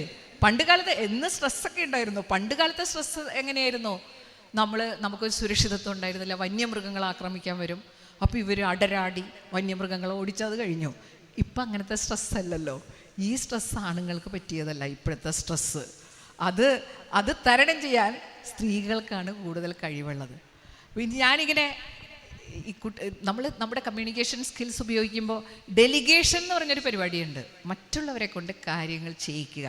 രാവിലെ എഴുന്നേറ്റിട്ട് ഞാൻ മർത്തമറിയം ഇതിന് പോയിട്ട് ഞാൻ ട്രെയിനിങ് ഒക്കെ കഴിഞ്ഞ് വന്നിരിക്കുകയാണ്, ഇന്നത്തെ ചായ നിങ്ങൾ ഉണ്ടാക്കൂ എന്ന് പറഞ്ഞാൽ നടക്കൂല,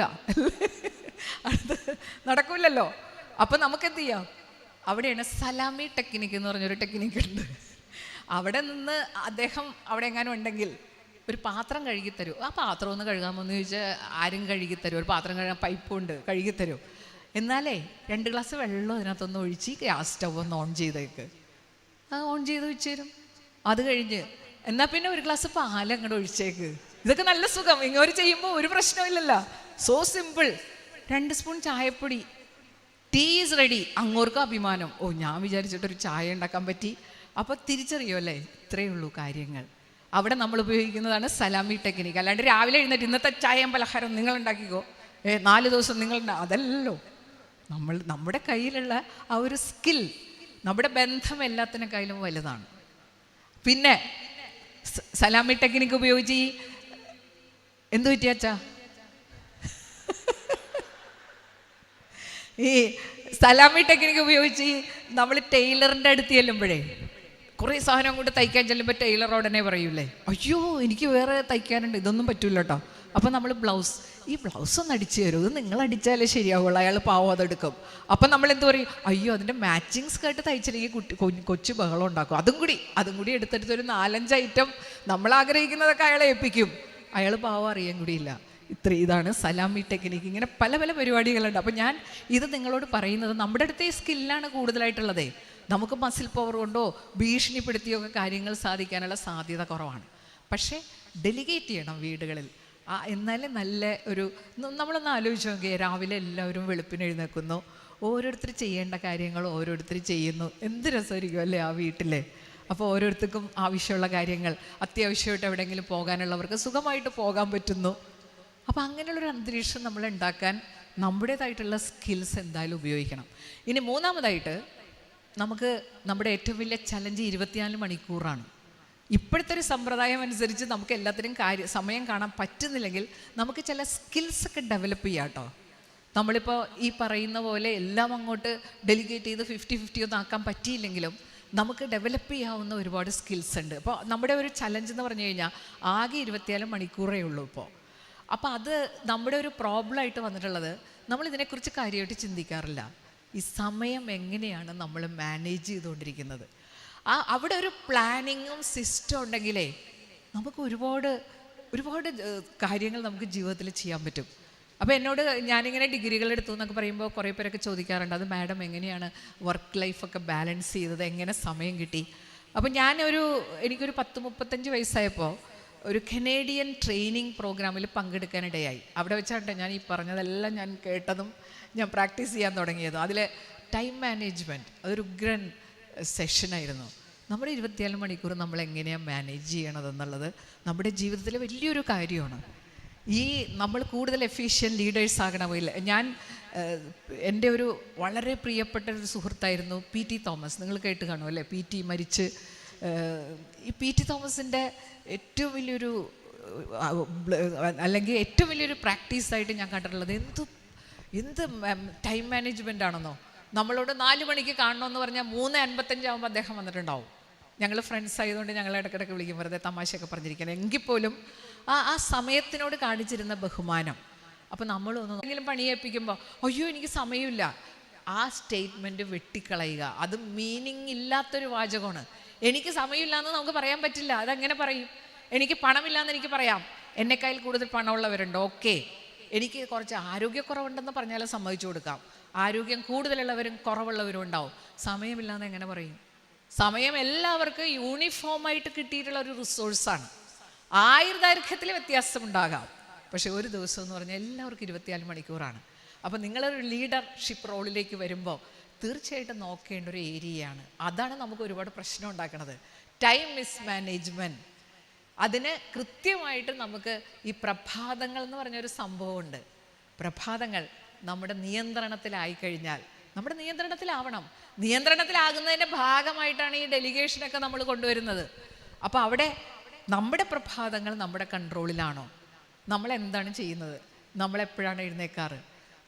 ഞാൻ ഒരു കാര്യം നിങ്ങളോട് പറയാം, നിർബന്ധമായിട്ടൊരു കാര്യം ചെയ്യേണ്ടത്, എഴുന്നേക്കുന്ന വഴി അടുക്കളയിലേക്ക് കയറരുത് കേട്ടോ, ഒരു കാരണവശാലും. 1 മണിക്കൂർ നമുക്ക് വേണ്ടി ചെലവഴിക്കണം. എന്താണെന്ന് വെച്ചാൽ നമുക്ക് ഈ ലോകത്ത് ഒരുപാട് കാര്യങ്ങൾ പഠിക്കാനുണ്ട്, ചെയ്യാനുണ്ട്. ഈ മറ്റേ പണി എല്ലാവർക്കും ചെയ്യാം, അടുക്കളയിൽ പാചകം ചെയ്യൽ എല്ലാവർക്കും ചെയ്യാം. പക്ഷെ നമുക്ക് മാത്രമായിട്ട് ദൈവം നൽകിയ ചില നിയോഗങ്ങളുണ്ട്. പ്രത്യേകിച്ച് നിങ്ങളിങ്ങനെയുള്ള ലീഡർഷിപ്പിലേക്ക് വരുമ്പോൾ നമ്മൾ ചെയ്യേണ്ട ചില കാര്യങ്ങളുണ്ട്. അതിന് നമ്മൾ ഡെവലപ്ഡ് ആകാൻ വേണ്ടി 1 മണിക്കൂറല്ലേ രാവിലെ എഴുന്നേറ്റ് കഴിഞ്ഞാൽ ആദ്യം ചെയ്യേണ്ടത് എന്താണ്? ഈ മെഡിറ്റേഷൻ എന്നൊക്കെ പറയില്ലേ, ഈ പ്രാർത്ഥനയുടെ ഏറ്റവും വലിയൊരു ഗുണം അതാണ്. പ്രാർത്ഥന is A wonderful kind of meditation. ഈ നമ്മൾ അല്ലാതെ ഒരു സംഭവമല്ല മെഡിറ്റേഷൻ എന്ന് പറയുന്നത്. നമ്മൾ പ്രാർത്ഥിക്കുമ്പോൾ, നമ്മൾ ദൈവത്തിൻ്റെ കൂടെ ആയിരിക്കുമ്പോൾ, അവിടെ ഡിസ്ട്രാക്ഷൻ ഇല്ലാതെ നമ്മൾ പ്രാർത്ഥിക്കുമ്പോൾ അത് വളരെ സൂപ്പറായിട്ടുള്ളൊരു മെഡിറ്റേഷനാണ്. പ്രാർത്ഥനയിൽ ദൈവത്തിൽ വിശ്വാസം ഇല്ലാത്തവരൊക്കെ അങ്ങനെ പറഞ്ഞാലും നമ്മൾ ചെയ്യുന്ന എല്ലാ കാര്യങ്ങളുടെയും പിന്നിൽ അങ്ങനെ മഹത്തായ ചില പർപ്പസസ് ഉണ്ട്. അത് നമ്മൾ പലപ്പോഴും കാണാറില്ല. ആളുകൾ ചിലപ്പോൾ അതിൻ്റെ നെഗറ്റീവായിട്ടുള്ള സൈഡ് മാത്രം, ദൈവം ഉണ്ടെന്ന് നിങ്ങളോട് ആര് പറഞ്ഞു എന്ന് പറഞ്ഞു കഴിഞ്ഞാൽ ആ വിശ്വാസം കൊണ്ട് ജീവിതത്തിൽ ഒരുപാട് അനുഗ്രഹങ്ങൾ നേടുന്നവരെ കണ്ടിട്ടുണ്ട്. ദൈവം ഉണ്ടല്ലേ എന്നുള്ള വേറൊരു വശം. പക്ഷെ പ്രാർത്ഥനയിലൂടെ നമുക്ക് ഒരുപാട് അനുഗ്രഹങ്ങൾ കിട്ടുന്നതിൻ്റെ ഒരു കാരണം പ്രാർത്ഥന എന്ന് പറഞ്ഞാൽ വലിയൊരു മെഡിറ്റേഷനാണ്. പിന്നെ വിശ്വാസം എന്ന് പറഞ്ഞു കഴിഞ്ഞാൽ ഭയങ്കര ഒരു സംഭവമാണ്. നമ്മൾ ദൈവത്തിൽ വിശ്വസിക്കുമ്പോൾ, ദൈവം ഉണ്ടായില്ലേ എന്നുള്ള ദൈവത്തിൽ വിശ്വസിക്കുമ്പോൾ ഈ വിശ്വാസം നമ്മളിൽ ഉണ്ടാക്കുന്ന വലിയൊരു മാറ്റമുണ്ട് മനുഷ്യരിൽ. ഒന്നും വേണ്ട, നമ്മൾ സന്ധ്യാസമയത്ത് ഒരു പാർക്കിൽ പോയിരിക്കുകയാണ്, ഒരു പാമ്പ് ഒരു കയറ് കിടക്കുകയാണ്. നമ്മൾ വിചാരിക്കുന്നു അത് പാമ്പാണെന്ന് വിശ്വസിക്കുകയാണ്. അത് പാമ്പ് തന്നെയാണ്, പാമ്പല്ല, പക്ഷെ നമ്മൾ പാമ്പാണെന്ന് വിശ്വസിക്കുകയാണ്. ഉടനെ തന്നെ നമ്മളിൽ വ്യത്യാസം വരുമല്ലേ? നമ്മളൊന്നില്ലെങ്കിൽ വടിയെടുത്ത് അടിക്കാൻ പോവും, അല്ലെങ്കിൽ ഓടി ഒളിക്കും. അപ്പോൾ സത്യമല്ലാത്തൊരു കാര്യമായിരിക്കാം, പക്ഷെ നമ്മുടെ വിശ്വാസം നമ്മളെ കൊണ്ട് പലതും ചെയ്യിക്കും എന്നുള്ളത് സത്യമായിട്ടുള്ള കാര്യമാണ്. അതുകൊണ്ടാണ് നമ്മളൊരു റിലീജിയനിലൊക്കെ നമ്മളായിരിക്കുമ്പോൾ നമ്മുടെ വലിയൊരു ബ്ലെസ്സിങ് ആണ്. അതിനുള്ളൊരു സാഹചര്യം നമുക്കുണ്ട്. വേറെ പലർക്കും അതില്ല. എന്നിട്ട് സ്മിതരുടെ മുമ്പിൽ പോകുമ്പോൾ അയ്യോ ദൈവമേ എന്ന് പറയാത്തവരൊന്നും ഉണ്ടാവില്ല, ഈ വലിയ വാചകം പറയുന്നവരും. അപ്പോൾ ആ ഒരു വിശ്വാസം, മെഡിറ്റേഷൻ, അതൊക്കെ ചെയ്യാൻ രാവിലെ സമയം കണ്ടെത്തണം. ഭയങ്കര ആശ്വാസമല്ലേ? എക്സസൈസ് നമ്മുടെ ഏറ്റവും വലിയ പാരയായിട്ട് മാറാൻ, ഞാൻ നേരത്തെ പറഞ്ഞില്ലേ, ശാരീരികമായിട്ട് നമ്മൾ ഒരു അഡ്വാൻറ്റേജസ് ലെവലിൽ നിൽക്കുന്നവരാണ് സ്ത്രീകൾ. അധികം രോഗങ്ങളൊന്നും കടന്നാക്രമിക്കാൻ സാധ്യത കുറവുള്ളവരാണ് നമ്മൾ. നമുക്ക് വരുന്ന പ്രശ്നം ജെൻഡർ ഡിവിഷൻ ഓഫ് ലേബറാണ്. സകല കാര്യങ്ങളും ഞാൻ തന്നെ ചെയ്യേണ്ടതാണെന്നുള്ള ആ ധാരണ വിട്ടിട്ട് നമുക്ക് വേണ്ടി 1 മണിക്കൂർ, ചിലപ്പോൾ ആ 1 മണിക്കൂർ കണ്ടുപിടിക്കാൻ വേണ്ടി 1 മണിക്കൂർ നേരത്തെ എഴുന്നേക്കേണ്ടതായിട്ട് വരും. കൃത്യമായിട്ട് ഉറക്കം പ്ലാൻ ചെയ്ത് കഴിഞ്ഞാൽ അതിനൊക്കെ സമയം ഉണ്ടാവും. രാത്രി കൃത്യസമയത്ത് ഉറങ്ങുക. ദയവ് ചെയ്ത് അടുക്കള ക്ലോസ് ചെയ്യുക ഒരു രാത്രി 8 മണിയാവുമ്പോൾ. പിന്നെ വരുന്നവൻ കയറി താക്കോല് തുറന്ന് കഴിച്ചോട്ടെ, അങ്ങനെയൊക്കെ തീരുമാനം എടുക്കണം. 8 മണി വരെ എൻ്റെ സർവീസ് ഇനി വേണമെങ്കിൽ ലഭ്യമാണ്. അത് കഴിഞ്ഞാൽ നിങ്ങൾ ഓരോരുത്തർ ഡ്രസ്സൊക്കെ ഓരോരുത്തർ കഴുകട്ടെ.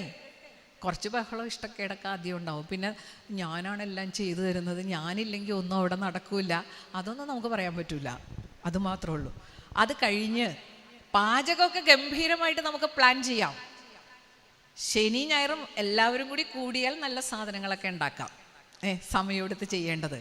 ബാക്കിയൊക്കെ വളരെ ഇൻസ്റ്റൻ്റായിട്ട് ഉണ്ടാക്കാവുന്ന എന്തെല്ലാം സാധനങ്ങളുണ്ടല്ലേ. അപ്പോൾ തിങ്കൾ ചൊവ്വയൊക്കെ അതൊക്കെ പ്ലാൻ ചെയ്യുക. ഞാൻ എൻ്റെ അമ്മ ചെയ്തിട്ടുള്ള ചില പരിപാടികളുണ്ട്, അമ്മ ജോലിക്ക് പോയിരുന്നതുകൊണ്ട് ഈ പുട്ടൊക്കെ ഉണ്ടാക്കില്ലേ, നല്ല ടേസ്റ്റാണ്. പുട്ടുപൊടിയൊക്കെ ഇപ്പോൾ കിട്ടില്ലേ. പിന്നെ തേങ്ങ എടുത്തു കഴിഞ്ഞിട്ട് കുറേ ഏത്തപ്പഴം അതിനകത്തേക്ക് അരിഞ്ഞിടുക. എന്ത് ടേസ്റ്റാണെന്നാ. ഇത് എല്ലാം കൂടി വേവിക്കുക. പുട്ട് ഇതിനകത്തൊന്നും ഇടാൻ നടക്കണ്ട, പുറത്തിട്ട് വേവിച്ചാലും അകത്ത് കയറ്റിയാലൊക്കെ ഒരേ ടേസ്റ്റ് അല്ലേ. പിന്നെ എന്തിനാണ് നമ്മൾ ഈ പാട് കഴിക്കുന്നത്? അപ്പം ഞാൻ 10 മിനിറ്റ് വേണോ അതിന്? ഇത് 5 മിനിറ്റ് മതി. അത് കഴിഞ്ഞ് അത് വേവിച്ചു.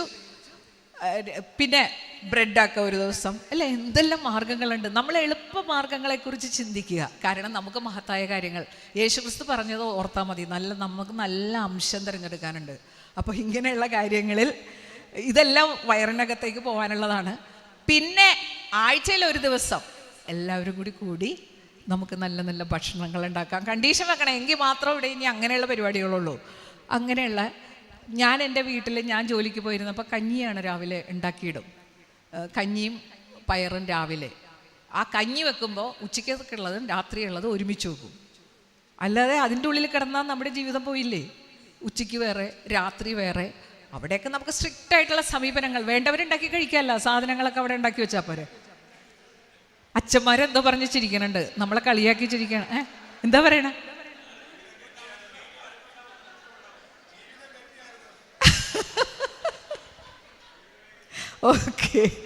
ഓക്കെ. അപ്പം ടൈം എന്നുള്ളത് വളരെ ഇമ്പോർട്ടൻ്റ് ആയിട്ടുള്ള റിസോഴ്സാണ്. അതിനെ വളരെ ബഹുമാനപൂർവ്വം പിന്നെ പല കാര്യങ്ങളും നമുക്ക് ചെയ്യാം.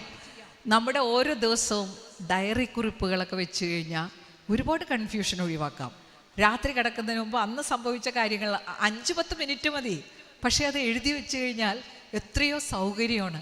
വരവ് ചെലവ് കണക്കുകളൊക്കെ എഴുതി വെച്ചാൽ നമുക്ക് കുറച്ച് നാൾ കൊണ്ട് വലിയ പണക്കാരാകാം. പൈസ ഏത് വഴിക്ക് പോകണമെന്ന് ഒരു ബോധമില്ല ഇപ്പോൾ. അതാണ് പ്രശ്നം. നമുക്ക് എത്ര ഡ്രസ്സ് വേണം? ഒരു സ്ത്രീ പറഞ്ഞ പോലെ എനിക്ക് ആകെ 364 സാരിയുള്ളെന്ന്. 365-ാമത്തെ ദിവസം ഞാൻ എന്തുടുക്കും? അപ്പോൾ നമ്മളിങ്ങനെ നമ്മുടെ ഒരു ബഡ്ജറ്റ് പ്ലാൻ ചെയ്യുമ്പോഴാണ് നമുക്ക് മനസ്സിലാവണത്. അല്ലെങ്കിൽ ആ ഓഡിറ്റിങ്ങും വേണം, പ്ലാനിങ്ങും വേണം. വരവ് ചെലവ് കണക്ക് ഒരു ബോധം, ഞാൻ എന്തിനു വേണ്ടിയിട്ടാണ് ചെലവഴിക്കുന്നത്. ഇന്ന് നമ്മുടെ കേരള സമൂഹത്തിൽ വന്നിരിക്കുന്ന ഏറ്റവും വലിയ പ്രശ്നം അതല്ലേ. നമ്മൾ കോമ്പറ്റീഷനാണ്. അയാൾ 2 നില വീട് വെച്ചാൽ എനിക്ക് 3 നില വേണം. എനിക്കത് ആവശ്യമുണ്ടോ ഇല്ലെന്ന്. എൻ്റെ വീട്ടിൽ ഒരാളേ ഉള്ളൂ, എന്നാലും ഞാൻ കൊണ്ടുപോയി അങ്ങനെ പണിയും അല്ലേ. അപ്പുറത്ത് കാർ കിടക്കണുണ്ട്, അത് ഡോക്ടറാണ്, ഡോക്ടറിന് കാറില്ലാതെ പറ്റൂല. അങ്ങനെ പോലെ എനിക്കും എല്ലാം വേണം. അതങ്ങനെ ബോംബെയിൽ നിന്ന് വന്ന മാഡത്തിൻ്റെ പേരെന്താ?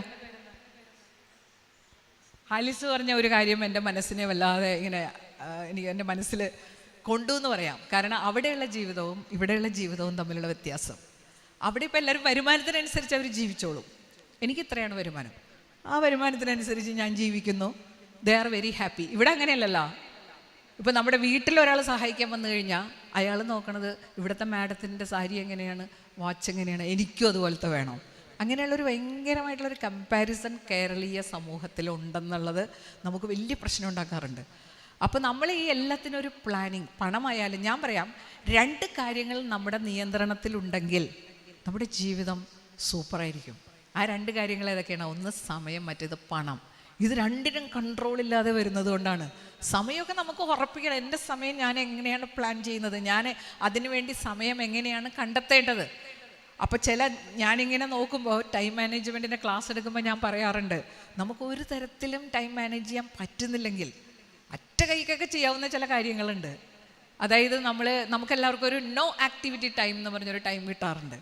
അപ്പോൾ എന്നോട് ഇത്രയും ഡിഗ്രി എങ്ങനെ എടുത്തെന്ന് ചോദിച്ചാൽ ഞാൻ പറയാം, എനിക്ക് ട്രാൻസ്ഫർ കിട്ടിയതാണ് അതിനെ സഹായിച്ചത്. എനിക്കൊരിക്കൽ എറണാകുളത്ത് നിന്ന് തൃപ്രയാർക്ക് ട്രാൻസ്ഫറായി ഒരു പോളിടെക്നിക്കിലേക്ക്. അപ്പോൾ ഞാൻ രാവിലെ ട്രെയിനിൽ കയറി 1 മണിക്കൂർ ട്രെയിനിൽ യാത്രയുണ്ട്. തിരക്കൊന്നുമില്ല കേട്ടോ, നല്ല സുഖമാണ്. അത് കഴിഞ്ഞ് തൃശ്ശൂരിൽ നിന്നിറങ്ങി ബസ് പിടിച്ച് പോകും. ഈ 1 മണിക്കൂർ രാവിലെ 1 മണിക്കൂർ രാത്രിയും ഞാൻ ട്രെയിനിൽ യാത്രയാണ്. എനിക്ക് യാതൊരു ഡിസ്റ്റർബൻസും ഇല്ല. എനിക്ക് ട്രാൻസ്ഫർ ഇല്ലായിരുന്നെങ്കിൽ വീട്ടിൽ കിടന്ന് നമ്മളിങ്ങനത്തെ പണികളൊക്കെ ചെയ്ത് നടന്നാൽ. ട്രാൻസ്ഫർ ആയതുകൊണ്ട് I M in the train. എനിക്ക് ആ 1 മണിക്കൂർ എനിക്ക് ഇഷ്ടമുള്ള പോലെ ചിലവഴിക്കാം. നിങ്ങൾ 1 മിനിറ്റ് ഒന്ന് കണ്ണടച്ച് നോക്കി. ഇപ്പോൾ സമയമില്ലാത്തതുകൊണ്ട് ഞാൻ ചെയ്യുന്നില്ല. 1 മിനിറ്റ് ഒന്ന് കണ്ണടച്ചിരുന്നാൽ മതി. 1 മിനിറ്റ് ഒന്ന് കണ്ണടച്ചിരുന്നെന്ന് പറഞ്ഞാൽ 1 മിനിറ്റ് ആകുന്നതിന് മുമ്പ് തന്നെ നമ്മൾ കണ്ണ് തുറക്കും. 1 മിനിറ്റ് ആയെന്ന് വിചാരിക്കും. ഇത്രയും നേരമായിട്ട് 1 മിനിറ്റ് ആയില്ലേ? കാരണം കണ്ണടച്ച് നമ്മൾ അതിലേക്ക് ഫോക്കസ് ചെയ്യുമ്പോൾ നമ്മൾ സമയം പോണതേ അറിയില്ല. അപ്പോൾ ഞാനിതുപോലെ നോക്കുമ്പോൾ 1 മണിക്കൂർ ഇറ്റ് ഈസ് ലോങ് ഇനഫ്. അങ്ങനെ 2 മണിക്കൂർ അപ്പോഴാണ് ഞാൻ എൻ്റെ LLB കംപ്ലീറ്റ് ചെയ്തത്. ഞാൻ LLB സെക്കൻഡ് ഇയർ ആയപ്പോൾ ട്രാൻസ്ഫർ ആയതാണ്. മിക്കവാറും പേര് അയ്യോ എനിക്ക് ട്രാൻസ്ഫറായി ഇനിയിപ്പോൾ പഠനം നിർത്തുമല്ലോ, എന്ത് ചെയ്യാനാണ്, ട്രാൻസ്ഫർ ആയില്ലേ. പക്ഷേ ഞാൻ ഈ ട്രെയിനിലിരുന്ന് പഠിച്ച് LLB കംപ്ലീറ്റ് ചെയ്ത് MBA M.Ed എടുത്തു. MBA പകുതിയായപ്പോൾ I got transfer to Ernakulam. എന്തായാലും പഠിക്കാനുള്ളൊരു ഹാബിറ്റ് കിട്ടി. ഈ നോ ആക്ടിവിറ്റി ടൈം. നമ്മളൊരു ഡെൻറ്റിസ്റ്റിൻ്റെ അടുത്ത് ചെന്നാൽ മതി, നമ്മൾ ചിലപ്പോൾ ബുക്ക് ചെയ്തിട്ടില്ലെങ്കിൽ അവിടെ വെയിറ്റ് ചെയ്യേണ്ടതായിട്ട് വരില്ലേ, ഒന്നും ചെയ്യാനില്ല. അപ്പോൾ നമ്മൾ വെറുതെ ഇരുന്നിരുന്നിരുന്ന് പ്രശ്നത്തിലാവും. അതേസമയം ഇത് നോ ആക്ടിവിറ്റി ടൈം ആണെന്നുള്ളൊരു ബോധം നമ്മുടെ മനസ്സിലുണ്ടെങ്കിൽ നമ്മൾ ചിലപ്പോൾ ഇങ്ങനെയുള്ള സ്ഥലത്ത് പോകുമ്പോൾ, ഒരു യാത്രയ്ക്ക് പോകുമ്പോൾ ഒരു ബുക്ക് എടുത്ത് കയ്യിൽ വെക്കും, ഈ ബുക്ക് വായിക്കാനും എനിക്ക് സമയം കിട്ടിയില്ല. അപ്പോൾ ഞാൻ സ്റ്റേഷനിൽ ചെല്ലുന്നു അല്ലെങ്കിൽ ഡെൻറ്റിസ്റ്റിൻ്റെ അടുത്ത് ചെല്ലുന്നു, അവിടെ എനിക്ക് വെയിറ്റ് ചെയ്യേണ്ടതായിട്ട് വരുന്നു 1 മണിക്കൂർ. അപ്പം നമുക്ക് വിഷമമല്ല തോന്നുക, ഓ ആ ബുക്ക് എടുത്ത് വെച്ച് നന്നായി എന്നും പറഞ്ഞ് നമ്മളിതെടുത്ത് വായിക്കാൻ തുടങ്ങും. നല്ല നല്ല ചിന്തകൾ മനസ്സിലുണ്ടാവും. അതേസമയം നമ്മളൊന്നും ചെയ്യാതെ അവിടെ ഇരുന്നാൽ എന്താ ചിന്തിക്കുക, ഓ ഈ റെയിൽവേ ഒക്കെ എന്തോ കഷ്ടമാണെന്ന് നോക്കി എന്നൊക്കെ നമുക്ക് വളരെ നെഗറ്റീവായിട്ടുള്ള ചിന്തകൾ ഇങ്ങനെ വരാൻ തുടങ്ങും. അതുപോലെ തന്നെയാണ് ഈ ഡെൻറ്റിസ്റ്റിൻ്റെ അടുത്ത് ഇതേ ഒരുത്തൻ കയറിപ്പോയിട്ട് മണിക്കൂറൊന്നായി, അവൻ എന്താണാവോ അതിൻ്റെ ഉള്ളിൽ ചെയ്യുന്നത്, ഇങ്ങനെ വളരെ വളരെ നെഗറ്റീവായിട്ട് നമ്മൾ ചിന്തിക്കും. നല്ല പുസ്തകങ്ങൾ വായിക്കുമ്പോൾ ഇതൊന്നും സംഭവിക്കില്ലല്ലോ. ഇതിനെയാണ് നോ ആക്ടിവിറ്റി ടൈം. ഇത് നമുക്ക് ഉപയോഗിക്കാവുന്നതാണ്. അതുപോലെ എല്ലാ ദിവസവും നമ്മൾ ചെയ്യുന്ന മെയിൻ്റനൻസ് ആക്ടിവിറ്റീസ് ഉണ്ട്, അതിലൊക്കെ ഒരു ചിട്ട. എത്ര മണിക്കൂർ ഉറങ്ങണം, ഞാൻ പറയും 6 to 8 നിങ്ങൾക്ക് തിരഞ്ഞെടുക്കാം. ക്വാളിറ്റി സ്ലീപ്പായിരിക്കണം. ക്വാളിറ്റി സ്ലീപ്പാണെന്ന് എങ്ങനെയാണ് മനസ്സിലാകുക, ഉറക്കം കഴിഞ്ഞ് എഴുന്നേൽക്കുമ്പോൾ വി ഷുഡ് ഫീൽ ഫ്രഷ്. അപ്പോൾ അത്രയും ഉറക്കമാണ് എനിക്ക് ആവശ്യം, അത് കണ്ടെത്തണം. കുറച്ച് 2 ആഴ്ചയൊക്കെ നോക്കിയാൽ മനസ്സിലാവും എൻ്റെ എനിക്ക് വേണ്ടത് എത്രയാണ്. എല്ലാവർക്കും ഒരുപോലെയല്ല. ചിലർക്ക് 6 മണിക്കൂർ ഉറങ്ങാൻ മതി എന്ന് പറഞ്ഞ് എഴുന്നേറ്റ് കഴിഞ്ഞാൽ ശരീരത്തിന് നല്ല ക്ഷീണം തോന്നുന്നുണ്ടെങ്കിൽ ഒന്നും കൂടി ഒരു മണിക്കൂർ കൂടി കൂടുതൽ ഉറങ്ങി നോക്കുക. അതിന് കൃത്യമായിട്ടുള്ള സമയത്ത് ഉറങ്ങണം, കൃത്യമായിട്ടുള്ള സമയത്ത് ഉണരണം എന്നുള്ളത് വളരെ പ്രധാനപ്പെട്ടതാണ്. എന്താ കാരണം എന്നറിയാമോ, നമ്മുടെ ശരീരം അങ്ങനെ ഡിസൈൻ ചെയ്തേക്കാണ്. അതാണ് പ്രശ്നം. ശരീരം സിസ്റ്റമാറ്റിക് ആയിരിക്കാം, സിസ്റ്റമാറ്റിക് ആവണം, എന്നാലേ നമുക്ക് ആരോഗ്യത്തോടുകൂടി ജീവിക്കാൻ പറ്റൂ. ആ രീതിയിലാണ് നമ്മുടെ ശരീരം ഡിസൈൻ ചെയ്തിരിക്കുന്നത്. പക്ഷേ നമ്മളിന്ന് വന്ന് ഒരു സിസ്റ്റവും ഇല്ല. എപ്പോഴാണ് ഉറങ്ങാറ്, അതിന് സമയമില്ല. എപ്പോഴാണ് ഉണരാറ്, അതിനും സമയമില്ല. എപ്പോഴാണ് പഠിക്കാറ്, അതിനും ഇല്ല സമയം. അങ്ങനെ ടോട്ടൽ ഈ സിസ്റ്റമാറ്റിക് ആകാതെ നമ്മൾ ജീവിച്ച ഒരു ലെവലിലേക്ക് വന്നിട്ടാണ് നമുക്ക് ഈ ഒരുപാട് ലൈഫ് സ്റ്റൈൽ ഡിസീസസ് ഒക്കെ വന്നുകൂടിയത്. നമ്മുടെ ശരീരം അങ്ങനെയാണ്. പിന്നെ ഇവിടെ നിങ്ങൾ ഒരു കാര്യം അറിയേണ്ടത്, എൻ്റെ അനുഭവത്തിലൂടെ ഞാൻ പറയുകയാണ്, ഇനി ഇത്രയും കാലമൊക്കെ ഇങ്ങനെ ജീവിച്ചു പോയി എന്ന് വിചാരിക്കുക, ഒരു സിസ്റ്റം ഇല്ലാതെ തോന്നുമ്പോൾ തോന്നണതൊക്കെ ചെയ്ത്. അങ്ങനെയാണ് എൻ്റെ വീട്ടിൽ, അങ്ങനെയാണ്. പക്ഷെ നമ്മളൊരു സിസ്റ്റം ഉണ്ടാക്കുക. അങ്ങനെ ചെയ്തു കഴിഞ്ഞാൽ ശരീരത്തിൻ്റെ വേറൊരു പ്രത്യേകത, കുറച്ച് കാലം കൊണ്ട് അത് നല്ല പോസിറ്റീവ് റെസ്പോൺസ് നമുക്ക് തരും. ഇത്രയും കാലം നമ്മൾ സമയത്തിന് ഭക്ഷണം കഴിച്ചിട്ടില്ല, പോട്ടെ, മര്യാദക്ക് സമയത്തിന് ഉറങ്ങിയിട്ടില്ല, എല്ലാം forget. Today is the first day in the rest of my life. തുടങ്ങുക. ശരീരം നല്ലോണം റെസ്പോണ്ട് ചെയ്യും പോസിറ്റീവായിട്ട്. അത്ര ഇഷ്ടമാണ് അതിന് സിസ്റ്റമാറ്റിക് ആകല്.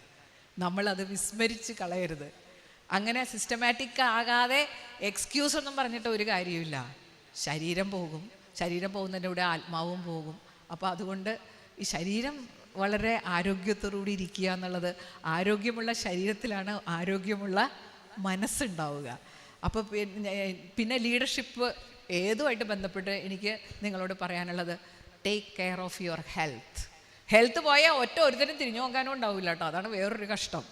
അതുവരെ ഇപ്പം അങ്ങനെയാണല്ലോ, നമ്മളെ ഒരാഴ്ച കണ്ടില്ല, ആ മാഡത്തിനെ ഇപ്പം എന്താ കാണാത്തത്, അതോടുകൂടി പിന്നെ മരിച്ചാൽ പിന്നെ പറയാനില്ല.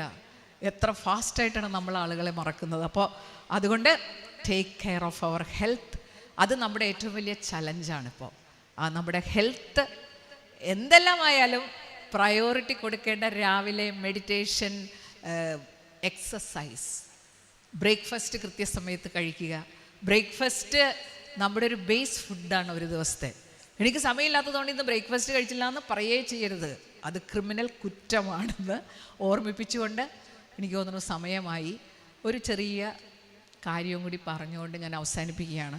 ഞാൻ ഇത്രയൊക്കെ പറയുമ്പോൾ ഒരുപക്ഷെ ട്രഡീഷണലായിട്ടുള്ള കുറേ കാര്യങ്ങളൊക്കെ ചലഞ്ച് ചെയ്യുന്നതായിട്ട് ചിലർക്ക് തോന്നിയേക്കാം. നമ്മൾ 2 കൂട്ടരും ഇവിടെ ഏറ്റവും വലിയ ചലഞ്ചായിട്ട് ഒരു മെയിൽ ഡോമിനേറ്റഡ് വേൾഡ് തന്നെയാണ് നമ്മുടെ ലീഡർഷിപ്പ് സ്കിൽസിന് വലിയൊരു തടസ്സം നിൽക്കുന്നത്. അതെന്ത് തന്നെയായാലും അത് നമുക്ക് നിഷേധിക്കാൻ പറ്റില്ല. നമ്മൾ കുറച്ച് പേര് ഇങ്ങനെയാണെന്ന് പറഞ്ഞിട്ട് കാര്യമില്ല.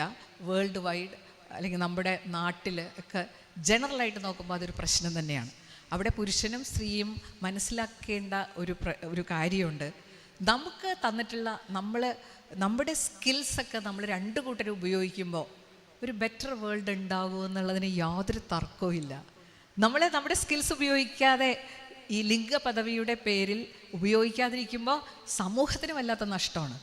അപ്പോൾ ഞാൻ ഈ സമയത്തിൽ പറയാൻ ആഗ്രഹിക്കുന്ന ഒരു കഥ നമ്മൾ പണ്ട് പഠിച്ചതാണ്. ആമയും മുയലും തമ്മിലുള്ള ഒരു മത്സരം.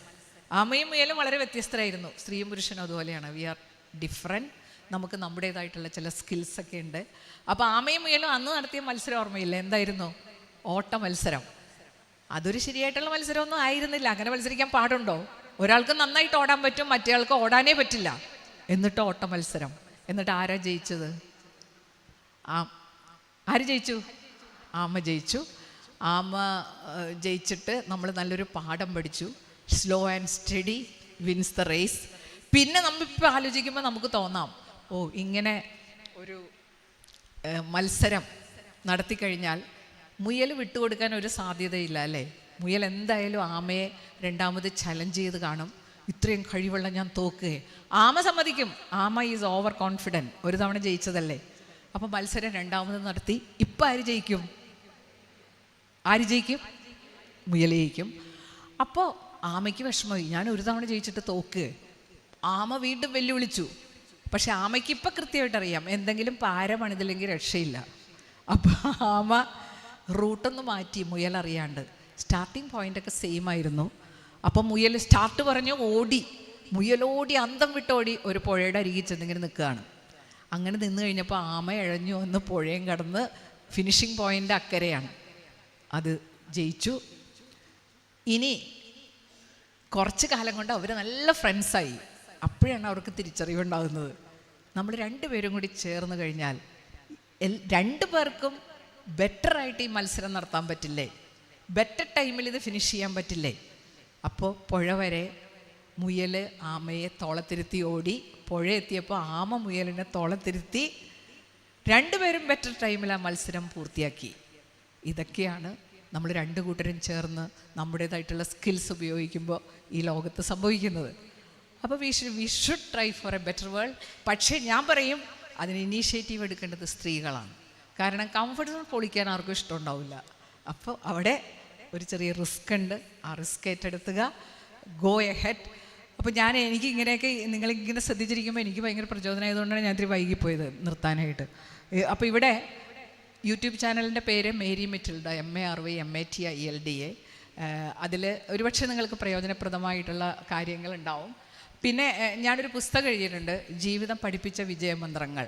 ഇതുപോലെയുള്ള കാര്യങ്ങളൊക്കെ മനസ്സിലാക്കി ഞാൻ എഴുതിയ പുസ്തകമാണ്. ഏതാനും കോപ്പി എൻ്റെ അടുത്തുണ്ട് കേട്ടോ. അപ്പോൾ അത് വേണമെങ്കിൽ ആർക്കെങ്കിലും തരാം. ഫ്രീ ആയിട്ട് ഞാനൊന്നും ചെയ്യുന്നതല്ല സാധാരണ. 150 രൂപയാണ് പുസ്തകത്തിൻ്റെ വില. പക്ഷേ ഇറ്റ് വിൽ ബി ബെനിഫിഷ്യൽ. കാരണം നമ്മൾ നമ്മുടെ അനുഭവത്തിൽ നിന്നും പഠിച്ച കാര്യങ്ങൾ എഴുതിയൊരു പുസ്തകമാണ്. അപ്പോൾ അത് വേണ്ടവർക്ക് തരാം. Okay, thank you so much for this wonderful session.